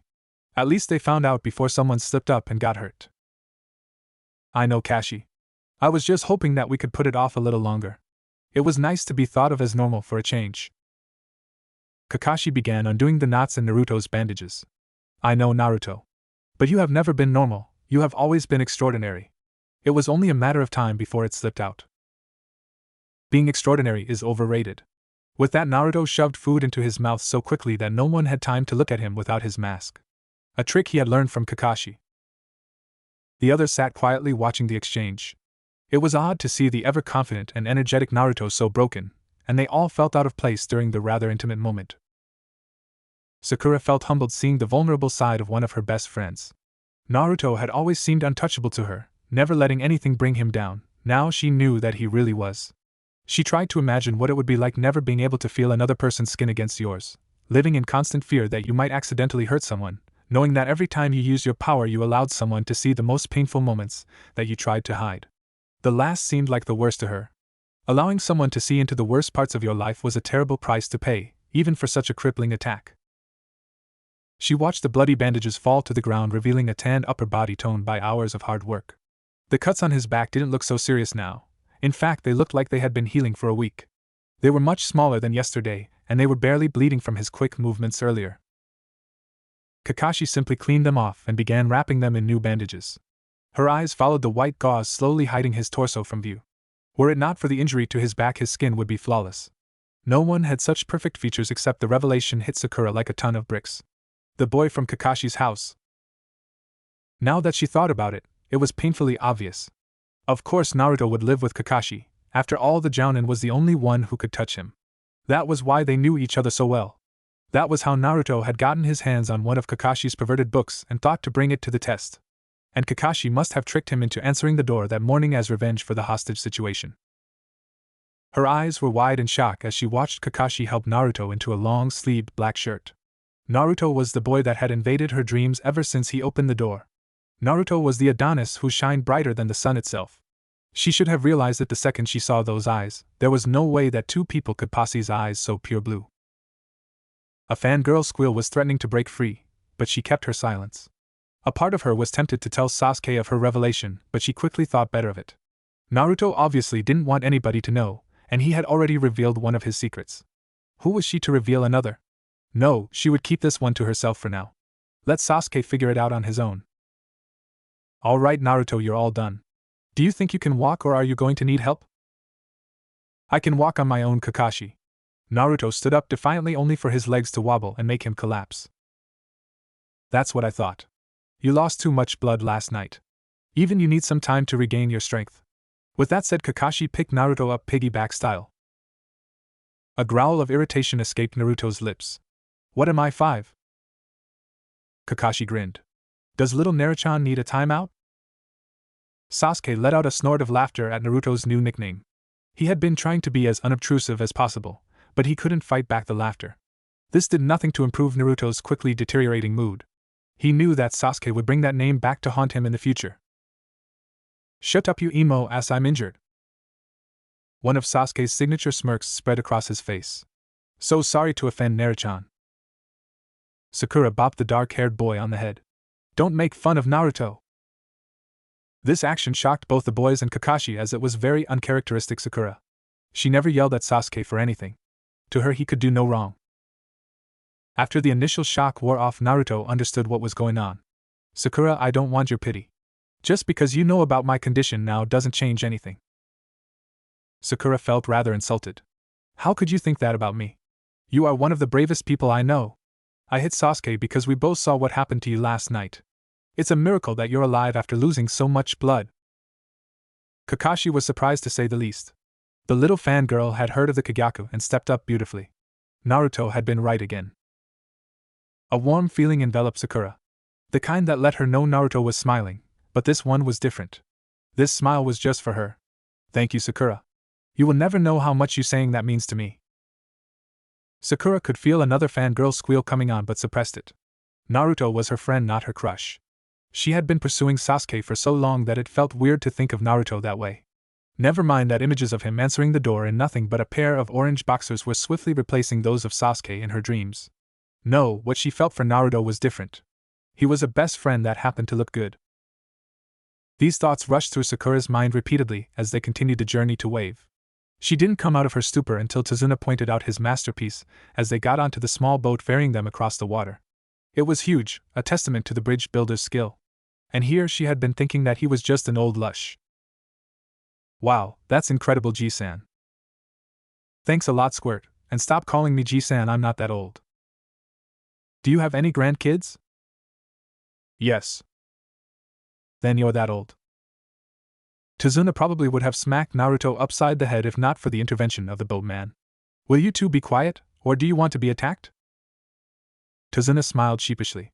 Naruto had a gift for making him forget the danger he was in. Unfortunately, that gift involved annoying him to death. Sorry. By this point, the other three ninja were trying desperately to stifle their laughter. If they hadn't seen it happen with their own eyes, they never would have guessed that Naruto was the one who got injured yesterday. They made it to land without any more problems, as Naruto had actually kept his mouth shut. Tazuna thanked the boatman for the risk he had taken. Everyone was on edge as they walked through the forest. Their first encounter had been Chunin, and all of them knew what was coming next. Jounin. A bush on the right shook ever so slightly, and, in a moment of panic, Sakura threw a kunai at it.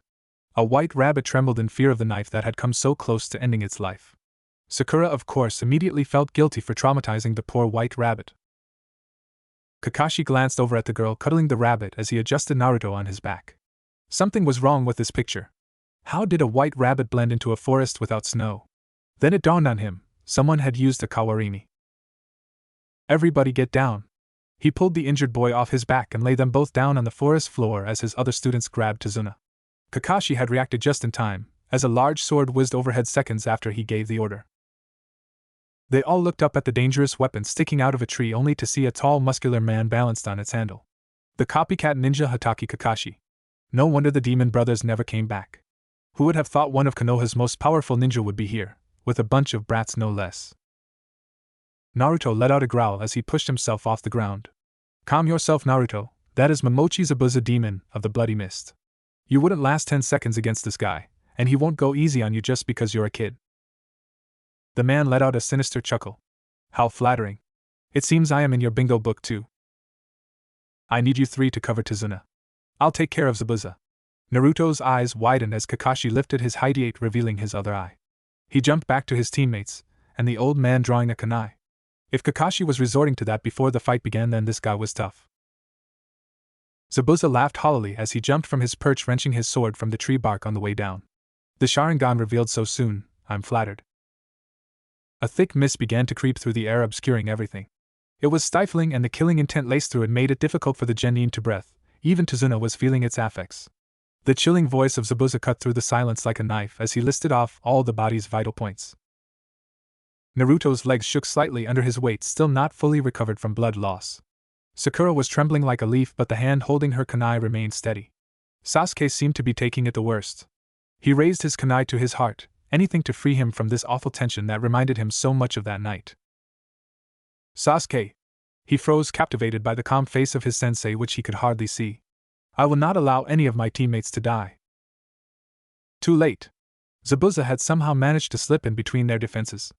Before he could make a move, however, Kakashi lodged a kunai into his liver. Water spilled from the mortal wound and the man dispersed, revealing the real Zabuza who cut their sensei in half. Everyone's eyes widened as water splashed onto their faces instead of blood. Even in the mist, Kakashi had managed to copy the Mizu Bunshin. The real Kakashi's head slipped out of the water he had been hiding in.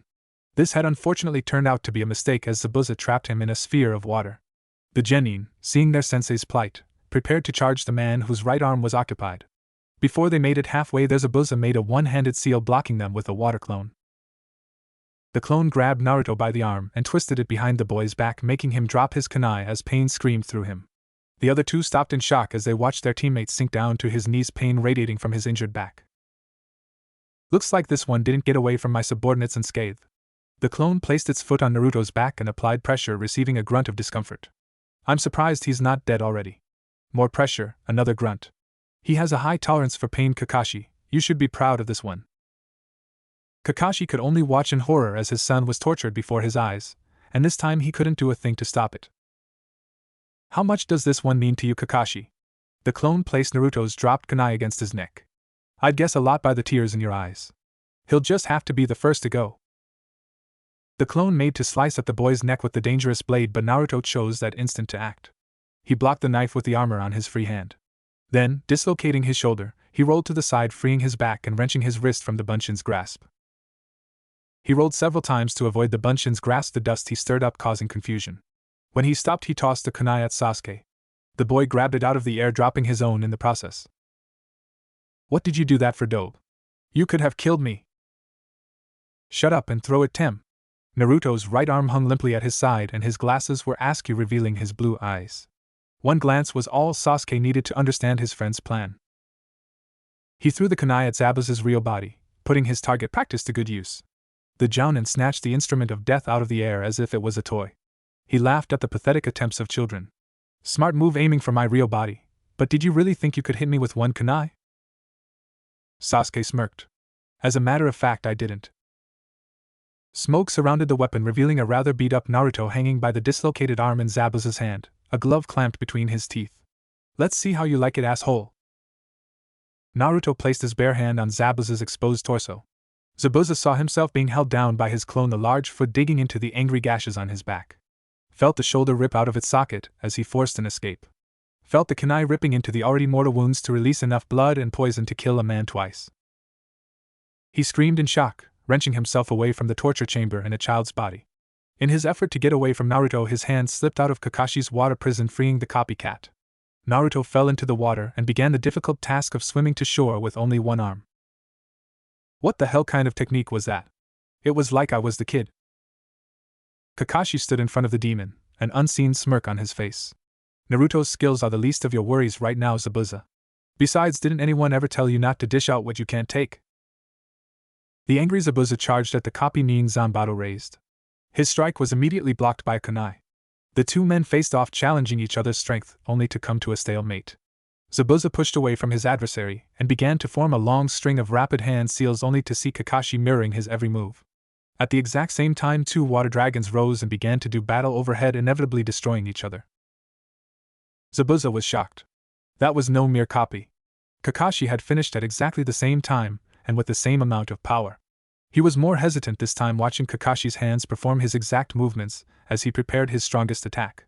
His eyes widened in shock as he saw a ghost of himself over the man's shoulder. He hesitated. That was all the time Kakashi needed.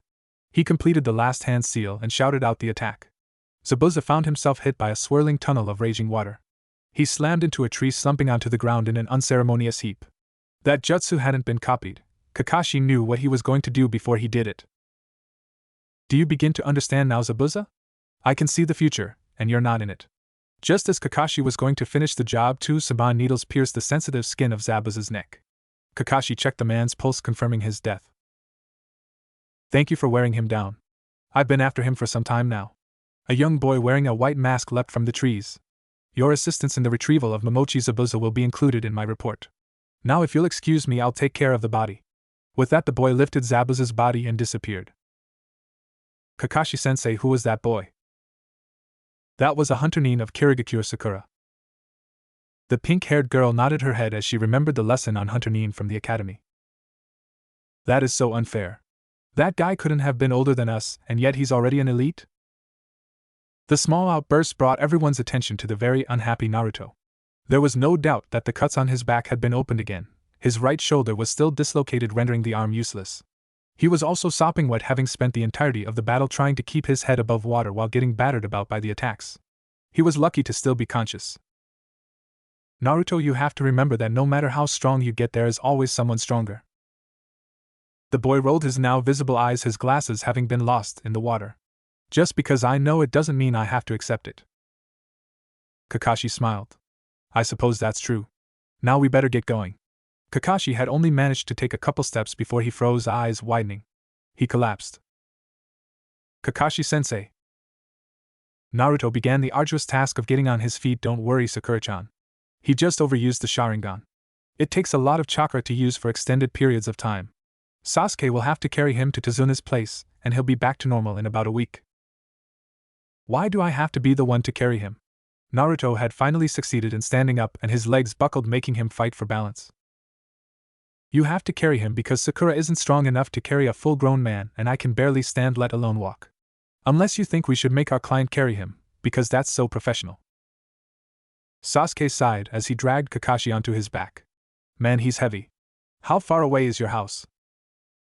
Tazuna looked on the miniature ninjas with a newfound respect. Not far, it should only take about half an hour. Sasuke groaned as he readjusted the tall man. I was afraid of that. When they reached the house, both Sasuke and Naruto were about ready to collapse. A woman ran out of the house and hugged Tazuna. Thank God you're safe. The old man smiled and hugged her back. Tsunami, I'd like to meet the ninja that got me home safely. She finally noticed the 4 ragged ninjas standing behind her father. Oh Kami, they're just children. Her eyes fell on the unconscious Kakashi. Dad put him in a spare room for me, he needs medical attention. Tazuna relieved Sasuke of his burden and began dragging the man into the house while his daughter hovered around the teens. The little one can barely stand. Naruto's eye twitched at the reference to his height. I'm fine, just take care of Kakashi. But...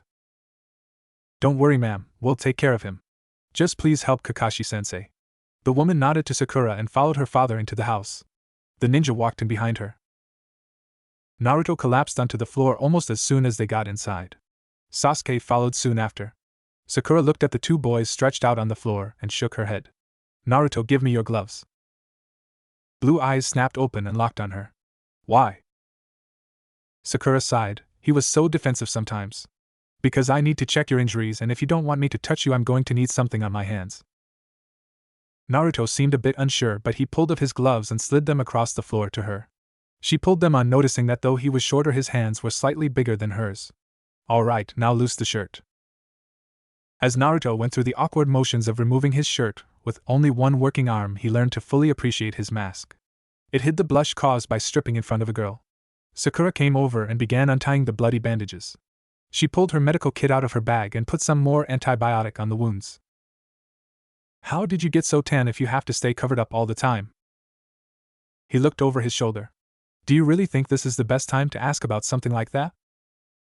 Sakura shrugged. What does it matter? I'm asking, so are you going to answer?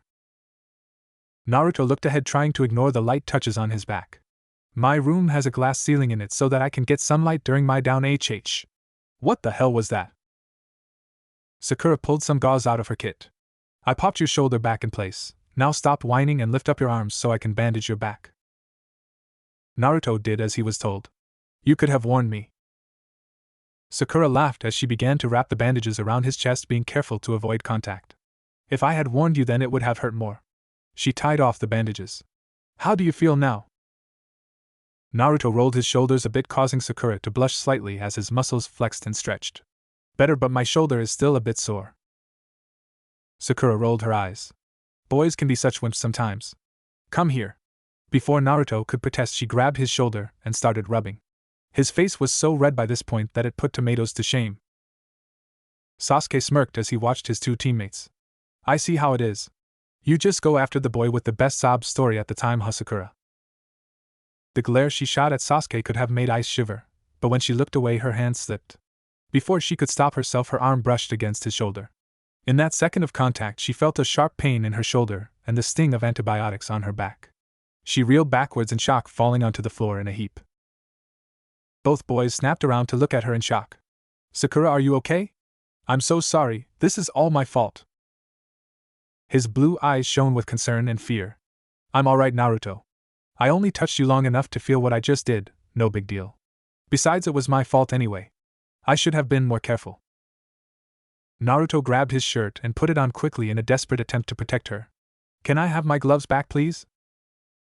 Sakura took them off and slid them across the floor just like he had done earlier. She watched as he thrust his shaking hands into the leather safety. I was right, you know. About what? He mumbled. I know what it felt like when I popped your shoulder back in. You were being a baby. The boys just looked at her in surprise for a minute. Then slowly they started laughing. Sakura soon joined them. Naruto had never been so relieved. Sakura had touched him, and it wasn't the end of the world. She wasn't hurt, and she didn't think of him as a monster. On top of that, he could still remember how soft her skin had been when it brushed against his shoulder. Kakashi's eyes opened slowly, and he immediately regretted doing so. They were full of grit, and his vision swam, making his stomach give an uncomfortable lurch. He carefully pushed himself into a sitting position, ignoring his body's protests. He hated chakra exhaustion, it felt like a bad hangover but without the fun night. His mouth was dry and his head pounded mercilessly. His visible eye cast about the room until it fell on his salvation, a glass of water and a pain pill. He took them and then began forcing his brain into gear. He remembered fighting Zabuza and a hunter Nin taking the body away. Something about that bugged him, but he chose to let it slide for the time being. He remembered seeing Naruto lying on the ground, pretty banged up from his rescue and being stuck in the middle of a Jonin battle. Naruto would need some medical attention. Then everything went black, so how did he get into this room? The door slid open and Kakashi immediately went for a kunai only to find that his weapons had been taken. Blue eyes looking down at him from the doorway were the only thing he could see of the intruder. Kakashi visibly relaxed. It was Naruto. So you're finally up. Everyone was really worried about you. Naruto sat down beside his sensei's bedroll. Kakashi noticed that his movements showed no signs of lingering injury. His other two students came in as well, taking places beside him. How you feeling, Kashi? The Cyclops shrugged lazily, though immediately regretted it as even that movement hurt. Okay, I guess, although I wish those painkillers would kick in faster. How about you, who fixed your shoulder? Sakura-chan took care of it for me. She's really good at fixing injuries and she even thought of borrowing my gloves so that I wouldn't hurt her. Sakura smiled proudly at the compliment to her skill. Kakashi smiled. So nothing bad happened? Sakura shook her head. Everything went fine.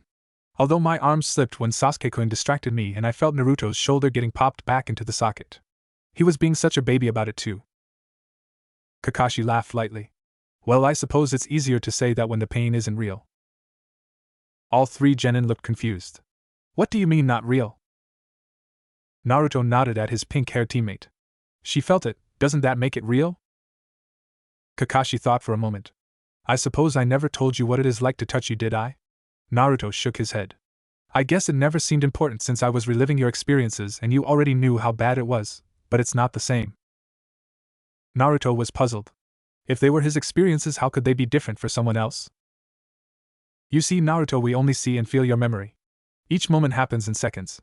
This makes it harder to handle when going through your whole life because there is no time to recover, but it also makes it easier when going through short experiences because it is over in a flash. When we let go of you, our pain disappears because it was never real for us, whereas yours lingers. We don't physically go through your experiences, only mentally, so there is no lingering feeling after it is over. We can still remember everything we saw and felt just like you, but it isn't as strong because they aren't our memories. Naruto still looked confused as his teammates processed the information. I don't get it. It's like a genjutsu. Sasuke's thoughts had taken a dark turn. The technique his brother used on him was still fresh in his mind. Sakura shook her head. In theory, yes, but the Kagyaku is different from genjutsu. It's more like an echo of the pain. Kakashi nodded. That is a great way of putting it, Sakura. Now on to the important things. Where am I? How did we get here and is there food? The three simultaneously slapped their foreheads in irritation. He had done it again. Kakashi could not get through one speech without being Kakashi. Sasuke was the first to recover and answer his sensei's questions. We are at Tazuna's house. I carried you and you have to drag your lazy ass to the kitchen. That word, drag, it bothered him. Why did he feel like he was missing something important? Kakashi's eye widened as the realization hit him. That hunter Nin dragged Zabuza's body away. How could he have been so stupid? Naruto, help me up. After I eat, I'm taking you three out for training. Naruto wrapped one of his arms around his shoulder and began hoisting him off the bedroll. You do realize that Sasuke was just joking about the kitchen, don't you? He was grunting with the effort of lifting someone so much larger. Yes, I do, but I need to get you three training as soon as possible. Sakura, bring me that crutch over there. The rosette immediately followed the order. Kakashi adjusted it under his arm. Normally he would not be pushing himself like this, but he would not let anyone die while he was in charge. Not this time. He hobbled off to the kitchen, his team following him, confused by the un-Kakashi behavior. As they entered the kitchen, Tsunami smiled at them. Breakfast was on the table for everyone within minutes. Kakashi and Naruto both ate their food with inhuman speed like always, then began waiting for the others to finish. Kakashi-sensei, why are you so bent on training today? You should be resting. Kakashi made a bridge with his fingers. Sakura, tell me what you know about hunter Nins. The girl did not understand why her sensei was dodging the question but decided to answer nonetheless. These were the only times when she could show her stuff. Hunter Nin are the elite of their village. They tracked down and killed the missing Nin of their country, destroying all evidence of the body so that none of their village's secrets will be revealed. Kakashi smiled. He loved having this girl on his team to explain things for him. And what did our hunter Nin do with the body? He carried it away. So what? Sasuke was getting sick of this academy review session. He wanted answers, and he was not known for his patience. The body being carried away is why we should be concerned. Hunter Nin destroyed the body on the spot regardless of who is watching, yet this one carried it away. So that would lead us to believe. His students sat there quietly, as did the family.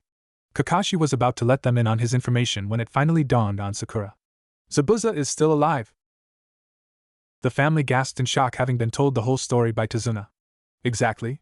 You know, I had my doubts when I first met you, Sakura, but you definitely are a smart one. This is why we have to train. I want all three of you to be at your absolute best next time we meet. Judging by Zabuza's reputation, that will be in about a week. Through the entire conversation, Tazuna's grandson Inari was getting more and more upset. His small fists clenched in anger as he listened to the ninja. Why do you bother? Gato will win, he always wins. The little boy ran out of the room, tears streaming down his eyes. Tsunami followed her son, but a door slamming deterred her. Tazuna sighed. I apologize for Inari. He has had much sadness in his life. Kakashi nodded at the old man. It's fine. Now you should be fine at the bridge for today, so I am going to train them. After that, at least one of us will be with you at all times. Just be careful and everything will be fine. Now we need to go. Using his crutch for support, he pulled himself into a standing position once more and walked outside, his Genin team trailing behind him. The going was slow due to Kakashi's injuries, but they didn't stop until they were deep in the forest surrounding the house. Today we will be working on chakra control by climbing trees. Naruto groaned while the other two looked confused. Kakashi-sensei, how is climbing trees supposed to help our chakra control? That is a very good question, Sakura. It will help because you are not allowed to use your hands. Again he got two very confused looks. Naruto, could you please demonstrate? I'm still a bit unsteady. The short boy sighed. Hi Kashi. He placed his hands in the ram's seal and his eyes closed in concentration. A small cloud of dust rose around his feet, then with eyes snapping open he charged forward and ran up the tree. He was about halfway up when he lost his grip and fell back to the ground, flipping so that he wouldn't hit his head. Kakashi frowned at his son. Someone has been cutting corners on his training again. Naruto gave a nervous laugh, his hand immediately going behind his head. It was a nervous habit that Naruto had somehow managed to pick up. I'll get to you later. The silver-haired Jounin turned away from his nervous son. Now, what you two just saw Naruto doing was a more difficult variation of the leaf exercise aptly named tree climbing. You simply gather chakra in the soles of your feet and use it to grip onto the tree. This is perfect for chakra control for two reasons. First, channeling chakra to the bottoms of your feet is more difficult than any other body part. Second, the mix of spiritual and physical energy must be perfect. Too little and you just slide off, too much and the tree breaks, blasting you away.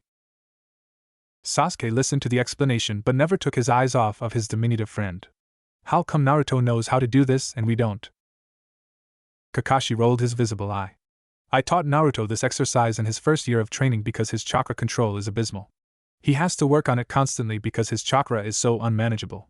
From what I just saw, he probably hasn't climbed a tree in 2 weeks. Why is his chakra so unmanageable? Because Naruto's chakra is very potent and there is a lot of it. Sakura was not very pleased with the rather vague answer to her question. She was about to probe for more details, but Kakashi threw 2 kunai that landed at the feet of both her and Sasuke. Now I want you two to climb as far as you can and mark your progress with these kunai. I'm going to have a little chat with Naruto about his training for the day. Sakura found the exercise extremely easy, making it to the first branch about 15 feet up and sitting down. She noticed deep imprint and a slash about 2 feet up on Sasuke's tree, meaning that he had used too much chakra.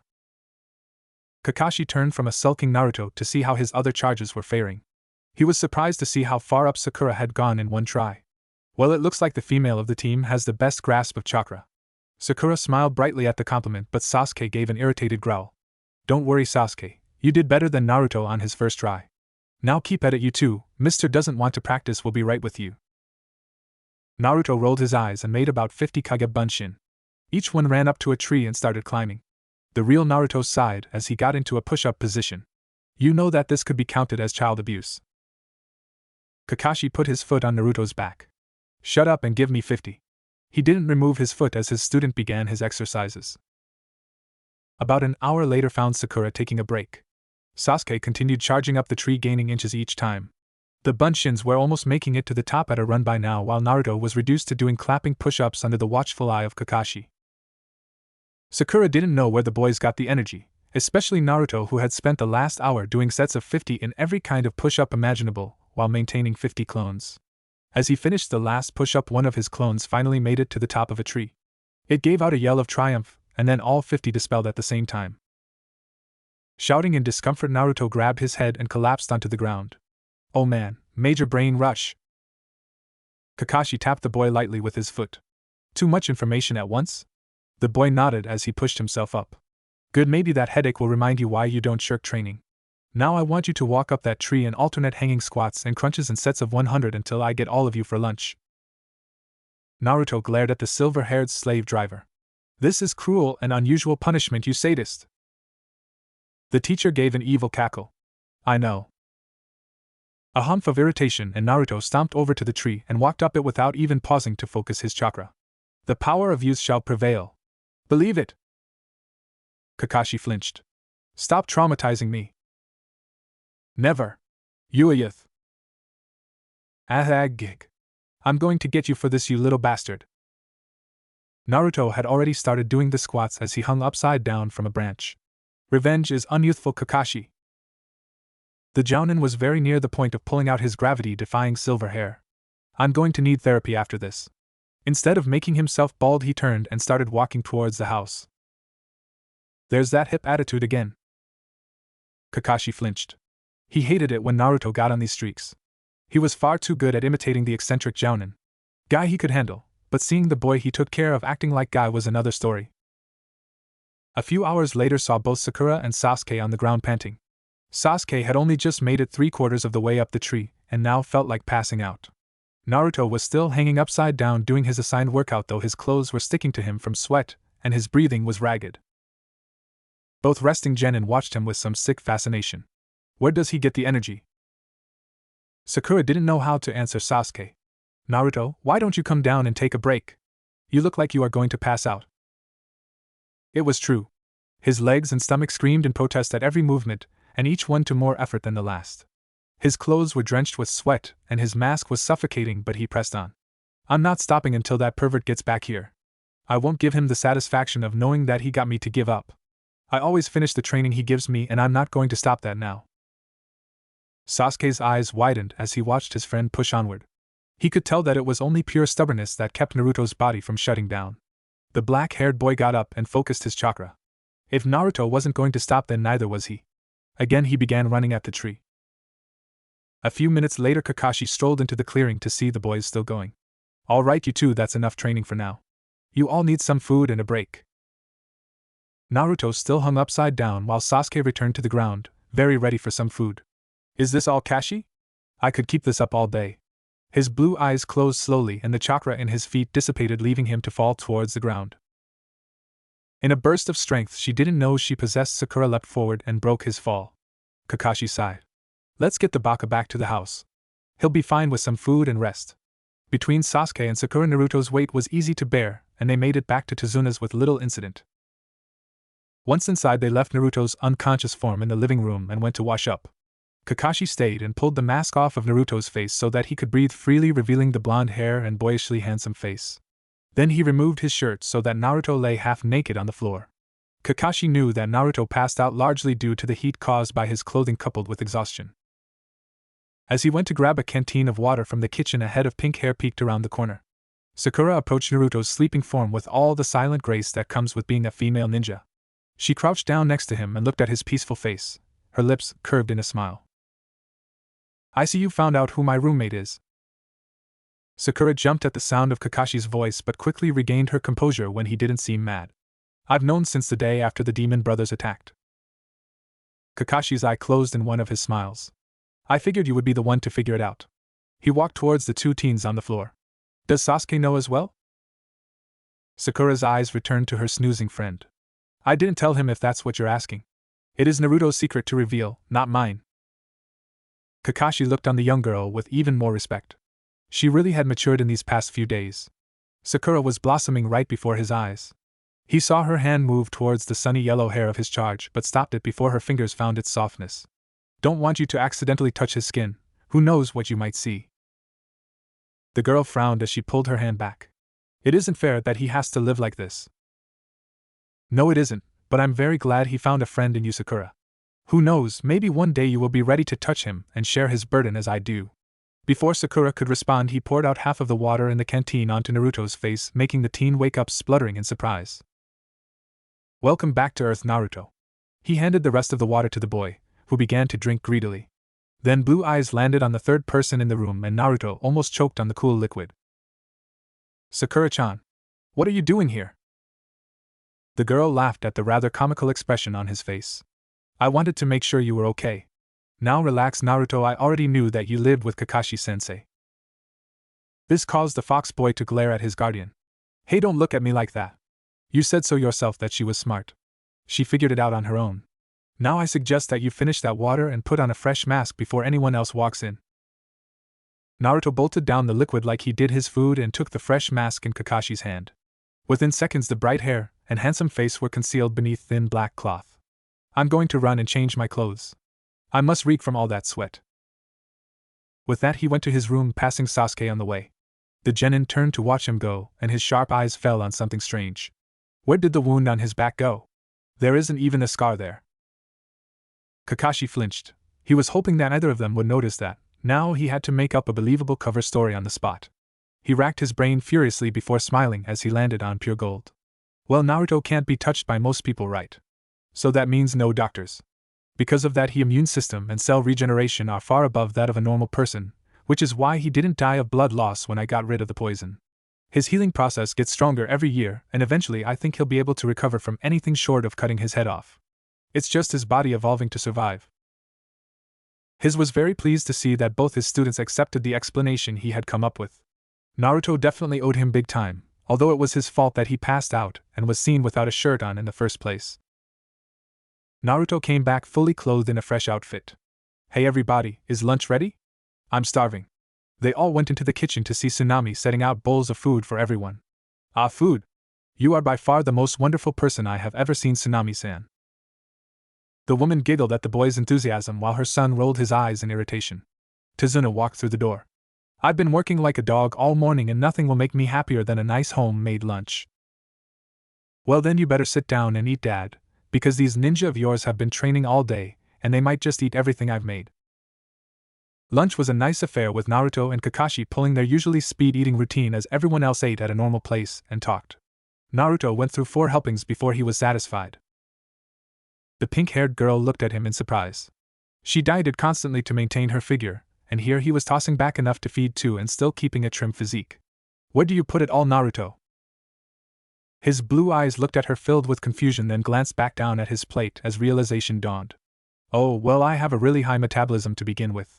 Plus Kakashi makes me do conditioning every time I act up, which is a lot, so I burn about as many calories as I take in.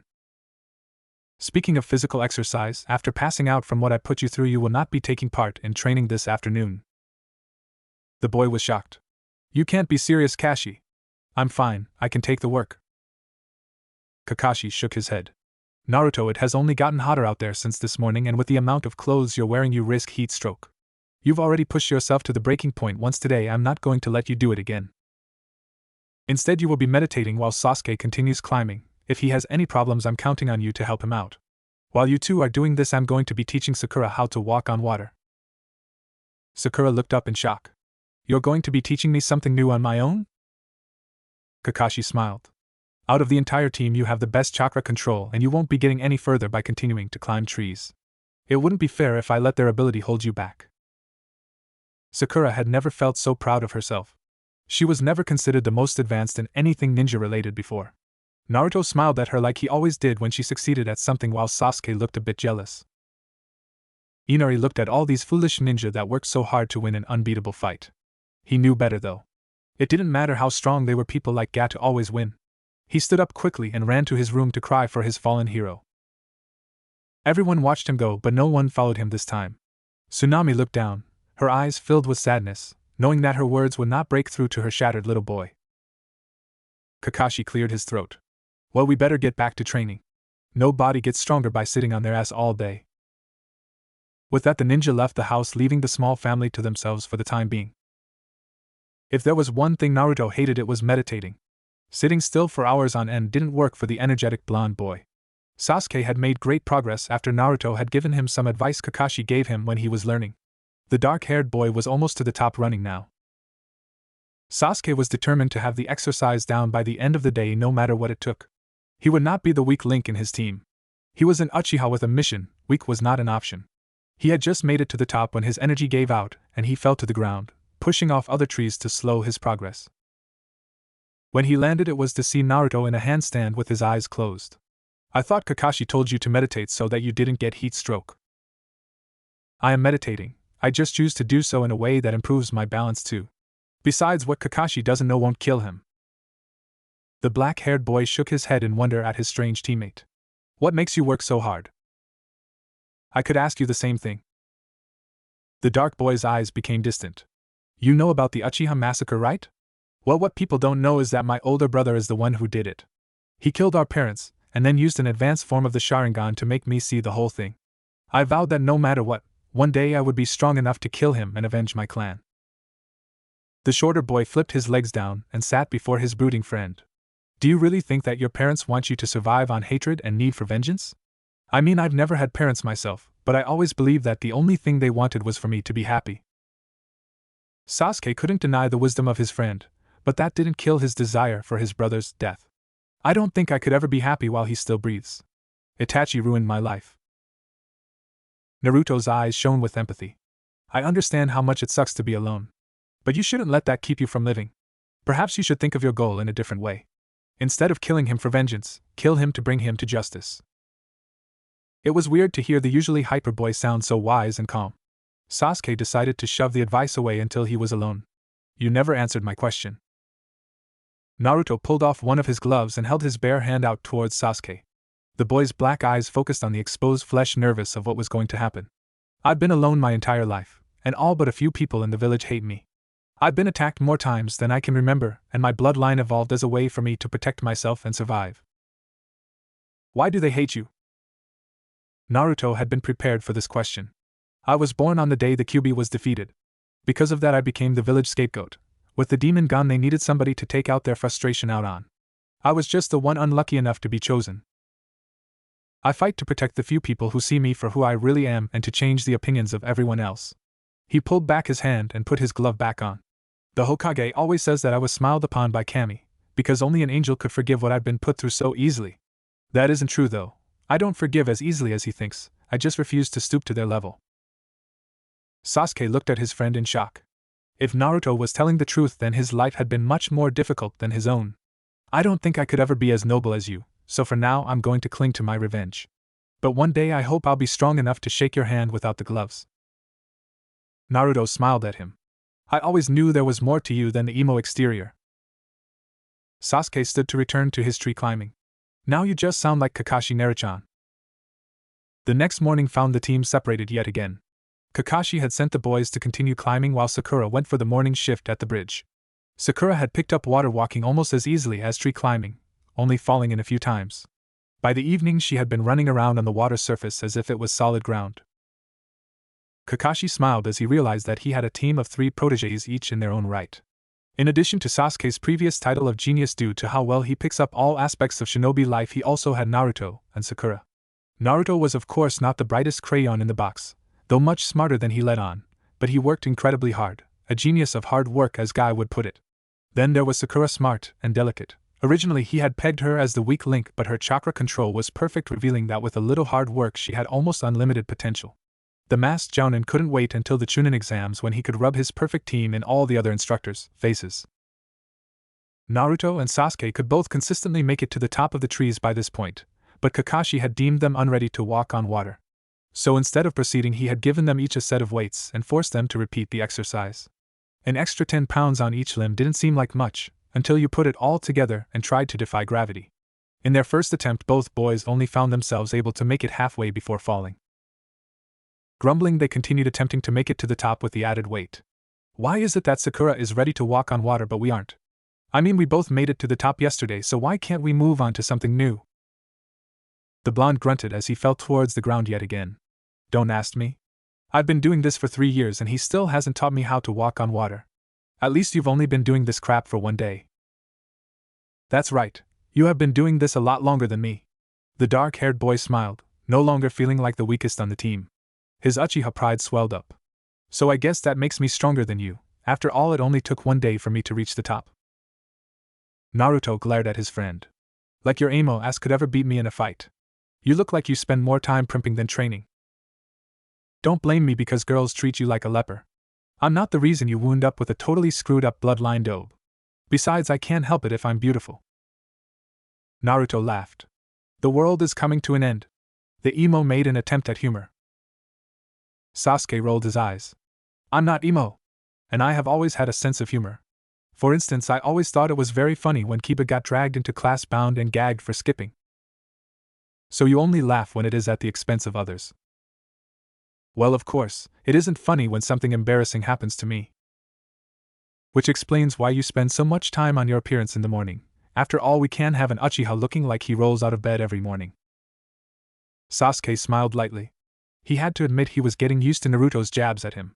They lacked the viciousness of the other boys from their class. That is true. Also, running away from fangirls is great high-risk stealth training. High risk? Of course, I mean, have you ever had to sit down and talk to one of them? They have absolutely nothing important to say, and yet they can't seem to stop talking. It's torture. Maybe you should tell that to Ibiki. He's always looking for new and creative interrogation techniques. Sasuke tilted his head so that he could see the boy on the tree next to his. Who's Ibiki? Blue eyes glanced over to their training companion before quickly returning to the tree bark. Ibiki is the head of interrogation in Konoha, a real sadistic bastard. He doesn't use poisons or torture machines because he prefers the psychological approach. Ibiki gets inside your head, and then he pushes you until you break. So he doesn't do any physical torture? No, that's Anko's job. She's a snake user that goes well beyond sadism. The woman has a lust for blood and comes in whenever Ibiki has a need that just won't crack. Kakashi says that when she gets a hold of someone, you can hear him screaming out his information everywhere in Umbu headquarters. How do you know these people? Naruto's life was becoming increasingly interesting to the rather sheltered Uchiha. Even after the massacre, he had been held in such high regards that he only had to leave his home for school. Well, I only know Anko in passing and from what Kakashi tells me. You can usually find her at the Dango's shop. She's real scary though, so I wouldn't approach her if I were you.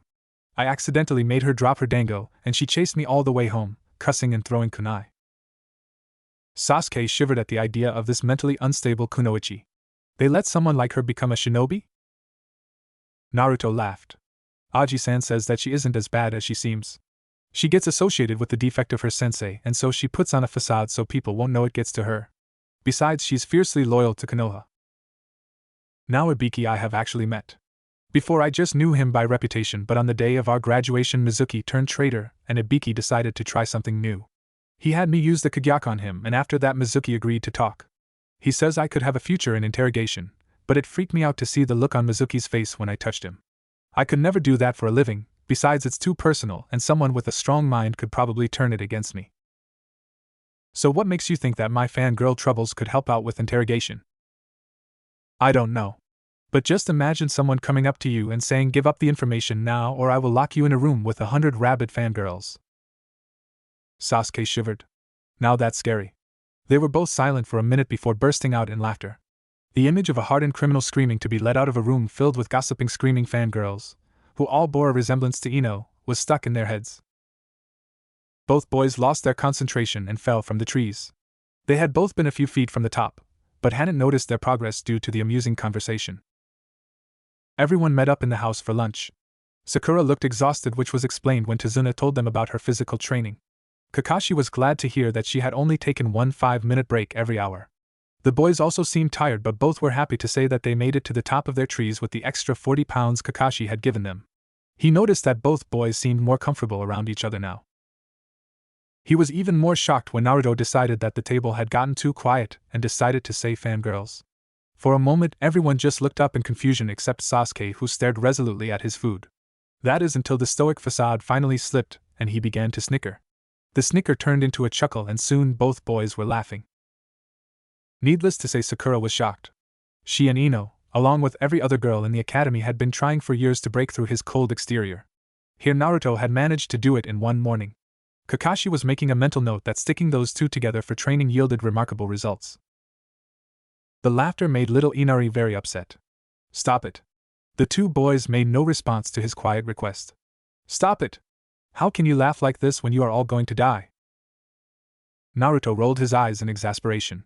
Here he was having a great lunch break, and this kid has to go and ruin his buzz. "Wow, Sasuke, we finally found someone even more emo than you." Sasuke snickered lightly. It had been years since he had honestly laughed, and he was loath to stop. "Stop laughing. Don't you understand that Gato is going to kill all of you?" Naruto had had about enough of this. He finally gets Sasuke to act like a human, and this kid walks in to ruin it all. "We all die eventually, kid, and we have grown up being told that, as ninja, we will most likely die by someone else's hand. Most ninja don't make it to middle age, so forgive me for trying to enjoy the time I have on this world." Inari's eyes filled with tears. "Stop talking like you are so brave and smart. You don't know anything." With that, he ran out of the room crying. Tsunami stood and quietly began clearing the table. It seemed that a quiet, happy meal was impossible in this house. Tazuna cleared his throat. "Please forgive Inari. He has been through a lot for his age. Gato killed his father figure Kaiza, crucified him in front of the whole village as an example. All because he was the only one brave enough to stand up for us and fight. Kaiza was a hero in this town, and Inari thought he was invincible. He doesn't believe in heroes anymore." Naruto gave a little huff. "Sounds to me like someone needs to knock some sense into that kid." Kakashi put his hand on Naruto's head. "That isn't our place, Naruto. You have to realize that not everyone is as strong as you. Just because you can push emotional trauma to the side and move on with life doesn't mean that others can." Naruto slumped in irritation. "Which is exactly why those of us who can move on should help others do the same. You can't fix everything, Naruto. Besides, you don't have time to carry the whole world on your shoulders. You have the afternoon shift at the bridge. And no training out there. I don't want you coming back with heat stroke." Naruto groaned. "You live to torture me, don't you, Kashi?" "Normally yes, but this afternoon I'm going to have some fun torturing Sakura and Sasuke. Be grateful that I can't do the same to you in the afternoons." The rest of the day had been pretty dull for Naruto. He watched everyone work, playing the role of stoic ninja bodyguard for an hour before he caved. He ended up helping the workers with their building, once again maintaining that Kakashi didn't need to know. Tazuna agreed to keep his silence because Naruto turned out to be such a good worker. Meanwhile, Sasuke and Sakura were going through pure hell. Kakashi had them running laps, doing obscene amounts of punches and kicks, and dodging blunt kunai while going through the ninja hand seals as fast as they could. Every time they made a mistake, they had to do push-ups. The entire time Kakashi was egging them by saying things like, "Zabuza just killed you, you just failed your mission, and I've put Naruto through way more than this." The last one was always especially effective on Sasuke. By dinner time they were about ready to pass out. Naruto had spent the last hour of guard duty cleaning up in a river and resting so that Kakashi wouldn't realize he had disobeyed orders. He sat there listening to his teammates telling him about how much of a slave driver Kakashi had been. Naruto, of course, did not take his forced guard duty as a break. "Man, now I'm going to be behind you two because of a stupid thing like heat stroke. Damn bloodline screws up everything." Kakashi shook his head. "You'll be fine, Naruto. You aren't going to hold everyone back just for skipping afternoon training sessions." Naruto suddenly got a sly look on his face. "Especially if you let me make up the difference by training on my own at night." He received a wry look from his guardian at his bright idea. "I'm not going to let you train at night by yourself. Something could happen and no one will be there to help you, and then I'll be down one Genin when Zabuza shows up. Your concern for me is boundless, Kashi. I'm just looking out for the mission." Naruto smirked and pulled something out of his pocket. "How about this?" He began shuffling a pack of cards worn from years of use. "I'll play you for it. If I win, I get to train nights and mornings. If I lose, I won't bring up the idea again and take my afternoon guard duty quietly." The Jounin single eye followed the boy's nimble fingers as they manipulated the worn pieces of paper like a master. He knew better than to bet against Naruto, but the sight of the cards flying between his hands was all too tempting. "If I win, you also have to stop doing guy imitations for a week." Naruto gave a slightly malevolent grin of victory. "All right, 7 cards. Aces and suicide kings are wild. You get one chance to draw again." The cards flew across the table to Kakashi as if magnetized, giving everyone the impression that this was a ritual that had been performed many times before. Tension was high as the two players picked up their hands and looked across the table in silent challenge. Kakashi's visible eye darted from the cards to his student, obviously worried about the outcome. Naruto, however, was cool as cucumber, looking at his opponent with quiet confidence. Kakashi discarded 3 cards and drew new ones. Naruto smiled and set down 5, replacing them. Ready, Kashi? Oh yeah, there is no way you are beating me this time. He revealed his hand. 5 cards straight. Naruto's face faltered for a second. Wow, Kashi, that's a really good hand. Kakashi grinned, convinced he had won. But it looks like the power of youth has won this round. He placed his cards on the table. Royal flush.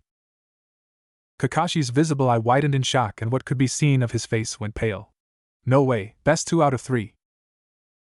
Not a chance, you knew the risk and lost fair and square. Now if you'll excuse me, I'm going out to train. The power of youth prevails.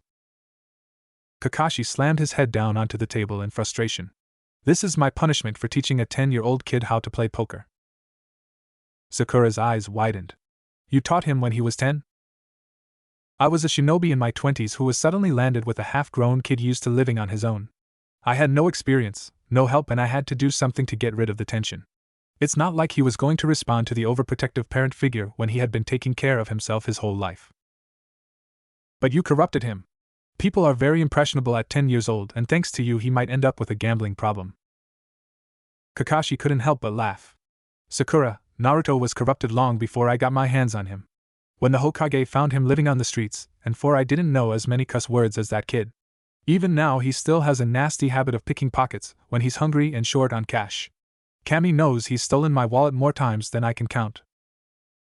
Sasuke choked on his water. He's a thief?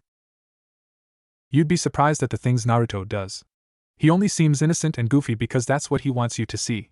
When it comes to matters of survival, Naruto has almost no conscience. That's what you get when you grow up without anyone to set a good example. But both you and the Hokage say he's a good person. Kakashi nodded. He is a good person, Sasuke. Naruto would never hurt anyone without reason and only steals when he feels he needs it. I've had to kill people in battle. Those people had families, possibly children, but I had to do what was necessary to survive. Does that make me a bad person? I suppose not. Sometimes people do bad things for good reasons. It is often very difficult to gauge what is good and evil. Sakura suddenly looked around the table. Where is Inari? Tsunami's eyes flashed forlornly towards the hall. He decided to eat in his room tonight. He says that he doesn't want to be around such fools. Sasuke snorted. I was wondering why everything was so quiet tonight. Kakashi glared at him. Sasuke, show some respect. The morning sun rose to find Naruto splayed out on his back in the middle of a clearing, fast asleep. He had of course overdone it, as was usual for him when he was serious about something. A feminine figure walked into the clearing, a basket of herbs at their side. Slender and pale hands reached out towards the sleeping boy's vulnerable neck, fully prepared to strangle the life out of it. Naruto snorted and the hands hesitated, instead they nudged his shoulder. You'll catch a cold if you sleep out here. Naruto's eyes fluttered open at the calming voice to see a very pretty and kind girl. He let out a huge yawn. Sorry, I must have fallen asleep while training. Thank you for waking me up. If I'm late for breakfast, my sensei will kill me. So you're a ninja then? Yeah, I guess the whole training comment gave me away. I'm Naruto, by the way. Haku. Now that Naruto was awake, he began to observe the girl like Kakashi had trained him to do, taking in every detail, including the slightly evident Adam's apple. So what's a guy like you doing out here so early in the morning? Haku paused, startled by the 13-year-old boy's choice of words.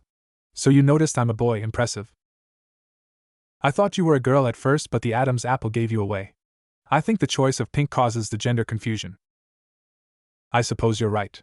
I'm out here collecting medicinal herbs for an injured friend. Could you use any help, Haku? The effeminate boy smiled and nodded. As they began plucking the small plants, he started up a conversation with the likable Konoha Genin. So why do you train so hard? Right now to protect Tazuna, but on a wider scale to become Hokage and finally earn some respect in my village. Do you have any precious people to fight for? Of course I do. There's the Hokage, who got me off the streets and gave me my own apartment. Irika-sensei and the owners of Ichiraku became my first friends and saved me from my personal hell. And then there's Kakashi, who has trained and taken care of me for the last 3 years. Then there's my teammates and all my friends who make me feel like a normal kid just like them. Haku smiled softly. It sounds like you have a lot of people to protect. I sure do, and each of them was hard-earned. How about you, do you have any precious people? I do indeed. The man who found me on the streets as a child and took me in as his student. Naruto smiled at the boy. Sounds like we have a lot in common. He looked at the position of the sun in the sky. Oh shit, I've gotta go if I want to make it back for breakfast. It was nice talking to you, Haku. Haku watched the boy run off and smiled sadly. We will meet again soon, Naruto-kun. Only next time it won't be as friends. I wish things could have been different. We might have been friends, you and I. He picked up his basket of herbs and returned to the hut. Returned to Zabuza. The next several days were spent in the same manner, the only difference being whether Sasuke or Sakura took morning guard. Naruto's nighttime training sessions went well also, although he was sure to get back to the house in time to sleep. The scolding he received from Kakashi that first morning was hardly worth the trouble. Inari had pretty much retreated to his room during meal times, much to the dismay of his mother. Other than that, everything had been fine for the Konoha ninja. As they gathered around the dinner table on the 6th day, Inari joined them again. His mother had refused to serve his meals in his room that day, and the hunger finally got to him. He sat at the table, sulking quietly. Kakashi had recovered well by this point, and had spent the day stretching out sore muscles and getting rid of kinks. He looked around the table. Sasuke was busy working on his second helping of food while Sakura chattered merrily with Tsunami about girl stuff. Naruto, who had already inhaled 4 helpings, sat with his head on the table, content to rest before his evening training. I'm very proud of the progress you 3 have made this week, but I'm afraid we've run out of time for preparation. Tomorrow all 4 of us will be at the bridge with Tazuna. He's reached the final stretch and Gat is probably getting desperate, not to mention that if I'm better there is no doubt that Zabuza has recovered too. Naruto looked up at his sensei with a lazy cast to his blue eyes. No matter. We've all gotten a lot stronger this week. Between the 4 of us we should have no problem taking care of both Gato and Zabuza. Inari's fist clenched. Tsunami saw the movement and knew that trouble was brewing. Why? Why do you work so hard for a fight you can't win? Naruto growled in irritation. This kid was getting on his last nerve. Who says we can't win? What are you, psychic? Because you seem pretty sure of your predictions. I don't need to be psychic. I've seen what Gato can do. You have no idea what it's like. You run around believing that everything will turn out fine and good will always win, but it doesn't. You have no idea what pain and suffering is. That was the last straw. He moved so fast that even Kakashi couldn't stop him from leaping across the table. He threw his hand out to hit the startled little boy but stopped centimeters from his face. It was then that the others realized his skin was exposed. They all tensed, terrified at what he was going to do, and preparing to drag him off the little boy. I've been through things that a little brat like you couldn't even imagine. If I were to touch you right now, your mind would probably shatter from my memories. Don't tell me that I don't know what pain is when I've lived through it my entire life. So you lost your father, big deal. You still have people that love and care about you.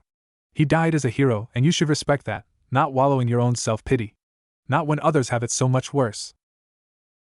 His fingers twitched menacingly as he glared at the terrified boy before him. You should be proud that your father died trying to protect you and the people of this village. Stop acting like a martyr because people who give up and cry don't deserve the life they are given. He clenched his naked hand now centimeters from the boy's face.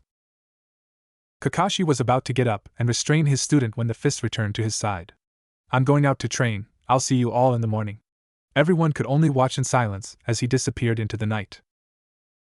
Inari fell to his knees, his wide eyes dry for once. Sakura put a comforting hand on the trembling boy. Don't worry, Inari, Naruto didn't mean that. Yes, he did. Everyone's attention snapped to Kakashi.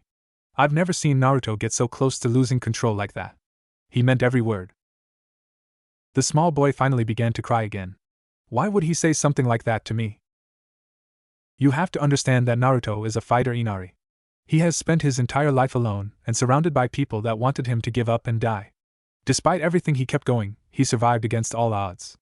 Before he developed the Kagyaku, I saw him beaten, spat at, and starved, and now he can't touch people without hurting them. Yet through all that I never once saw him cry.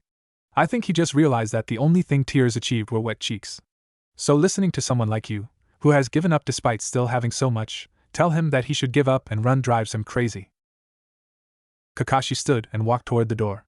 We will be at the bridge with Tazuna tomorrow morning, and we will do everything in our power to win. He went to his room without another word. Sasuke watched all this with a look of incredulity. That is the first time he didn't ruin the moment by saying something stupid at the end. Kakashi's head popped back in as if he had been waiting for it. I may not have, but you just did. As he pulled his head back around the corner, he couldn't help but grin at the sound of both his students smacking themselves in the forehead. His job was officially done for the night. Naruto ran into his usual training, clearing his breath labored. He ripped off his gloves and mask, throwing the articles on the ground in frustration. He raked his fingers through his soft blonde hair as he let out a huge sigh. Blue eyes stared up at the night sky, anger and regret fighting for dominance in their depths. The guilt was horrible. Sure, he hadn't actually touched Inari, but he had wanted to. He wanted to push his own horrible experiences onto someone who already had trouble dealing with his own issues. He came to the conclusion that the only thing he could do was work off his frustration. He created a horde of clones, and they all began running up trees over and over again. After an hour, he realized that it wasn't enough, so he and all his clones began a titanic battle on the ground. Naruto was so preoccupied with his one-man brawl he failed to notice a shadow lingering in the trees. As more and more Narutos disappeared, the clearing was filled with smoke until one very tired one remained. That was when the shadow attacked. A Saban needle flew out of the surrounding darkness and buried itself in his shoulder. Naruto jumped as the sharp metal bit into his flesh. He pulled the needle out and studied it, but before he could begin searching for the thrower, he felt a powerful weariness overtake him. On some level, Naruto knew that something was wrong, knew he needed to stay awake. But the toxin on the thin projectile had been potent, and despite his fighting, he found himself slowly sinking towards the ground. Then everything went dark as he drifted off into a dreamless, drug-induced sleep. Haku walked into the clearing and looked at the young boy that was so like him. "I'm sorry, Naruto, but your bloodline is a variable that I can't allow on the battlefield tomorrow. The poison I gave you should wear off in a few days." He placed his hand on the sleeping boy's forehead but jerked it back immediately. In that second of contact, he had been bombarded with images and feelings of pain and sadness. He saw what the boy had almost done and felt the horrible self-loathing that had been weighing him down. So even when unconscious, your power remains. Interesting. Haku left the clearing. He needed to prepare for the battle to come. Kakashi and the others sat around eating breakfast the next morning. Inari had refused to come out of his room again, although the lack of sobbing seemed a good sign. Sakura was getting antsy. Not only was Zabuza expected to show up sometime soon, but she hadn't seen nor heard Naruto since last night's dinner escapade. The one-eyed Jounin noticed her discomfort. "Don't worry, Sakura, everything will be fine. I won't let any of my team members die." Sakura sighed as she set down her fork, too nervous to finish her breakfast. Her stomach was busy doing acrobatics, and throwing up before a possible battle did not appeal to her. It's not just that. Naruto didn't come back last night, and he knows that things could get bad today. Kakashi understood all too well. He was troubled by Naruto's irresponsibility too, but he refused to let his subordinates see that. Naruto was upset when he left last night. He probably just overdid it and fell asleep outside. He'll know where we are when he gets back and join us. Sasuke could tell what Kakashi was doing and decided to help. After all, Sakura would be no use to them if she was a nervous wreck over Naruto. That stupid dobe will probably show up yelling at us for leaving without him. There's no way he'd miss a possible fight.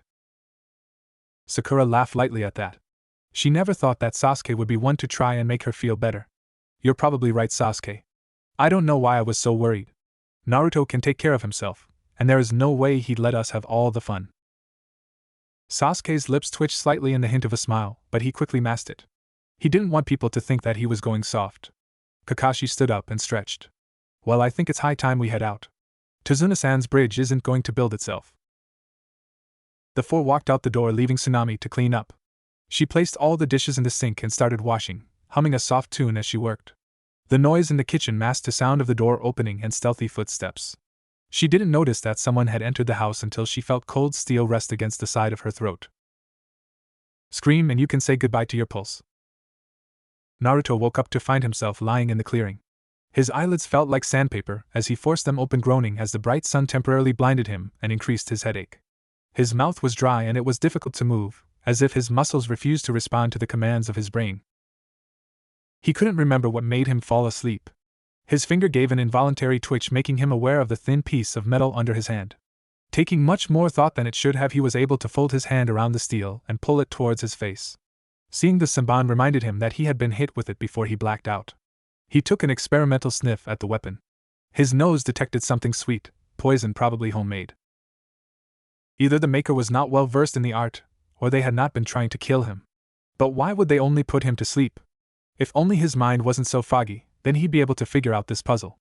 His stomach grumbled in irritation, reminding him that he hadn't eaten since the previous night. He winced at the memory of dinner. He had almost touched Inari on purpose, but Kakashi had been telling them something before that. He growled in anger. The drug was definitely pulling a number on his head. He looked at the needle in his hand and suddenly it hit him. It was as if a wind had blown the fog right out of his head. The hunter Nin working with Zabuza had used Samban needles to incapacitate his partner. He must have attacked Naruto with the poisonous weapon to keep him from going to the bridge today. He immediately sat up, finding movement much easier now. The bridge.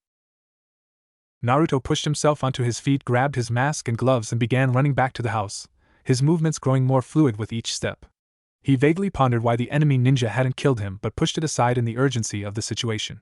He wouldn't have been attacked if something wasn't going to happen today. It was a long shot, but if he was lucky the others hadn't left yet, and he could warn them of the danger. When Tazuna arrived at the bridge with his bodyguards, it was to find the few men brave enough to stay with him until the end, lying there dead. A group of 10 water clones surrounded them. Sasuke trembled slightly as he looked into the multiple faces of Zabuza waiting for Kakashi to give him the go-ahead. So Kakashi, you still decided to bring along the kiddies. They must be very strong for you to bring them here. Let's take a look at these powerful shinobi. We have a little girl, obviously lacking in stamina. And here's a little boy who can't seem to stop shaking. Oh, but where is the third? I'm surprised he isn't here. After all, you two seemed so close and he did so well in our last encounter. You wouldn't happen to know what happened to him, Haku? The hunter Nin appeared next to the tall man. That particular nuisance has been taken care of, Zabuza-sama. I assure you he will not be showing up to save the day this time around. Sakura gasped, tears coming to her eyes. Naruto was dead? It just didn't seem possible. Kakashi's fist clenched. Seeing the signal, Sasuke decided to take out his own anguish on the clones. Kunai in hand, he charged at the surrounding bodies. They were decimated within seconds, leaving nothing but a ring of water. Zabuza laughed. So it seems the talent in your group is not centered around one individual. Go and play with the little speed demon Haku. You've earned a little fun. The boy nodded. Yes, Zabuza-sama.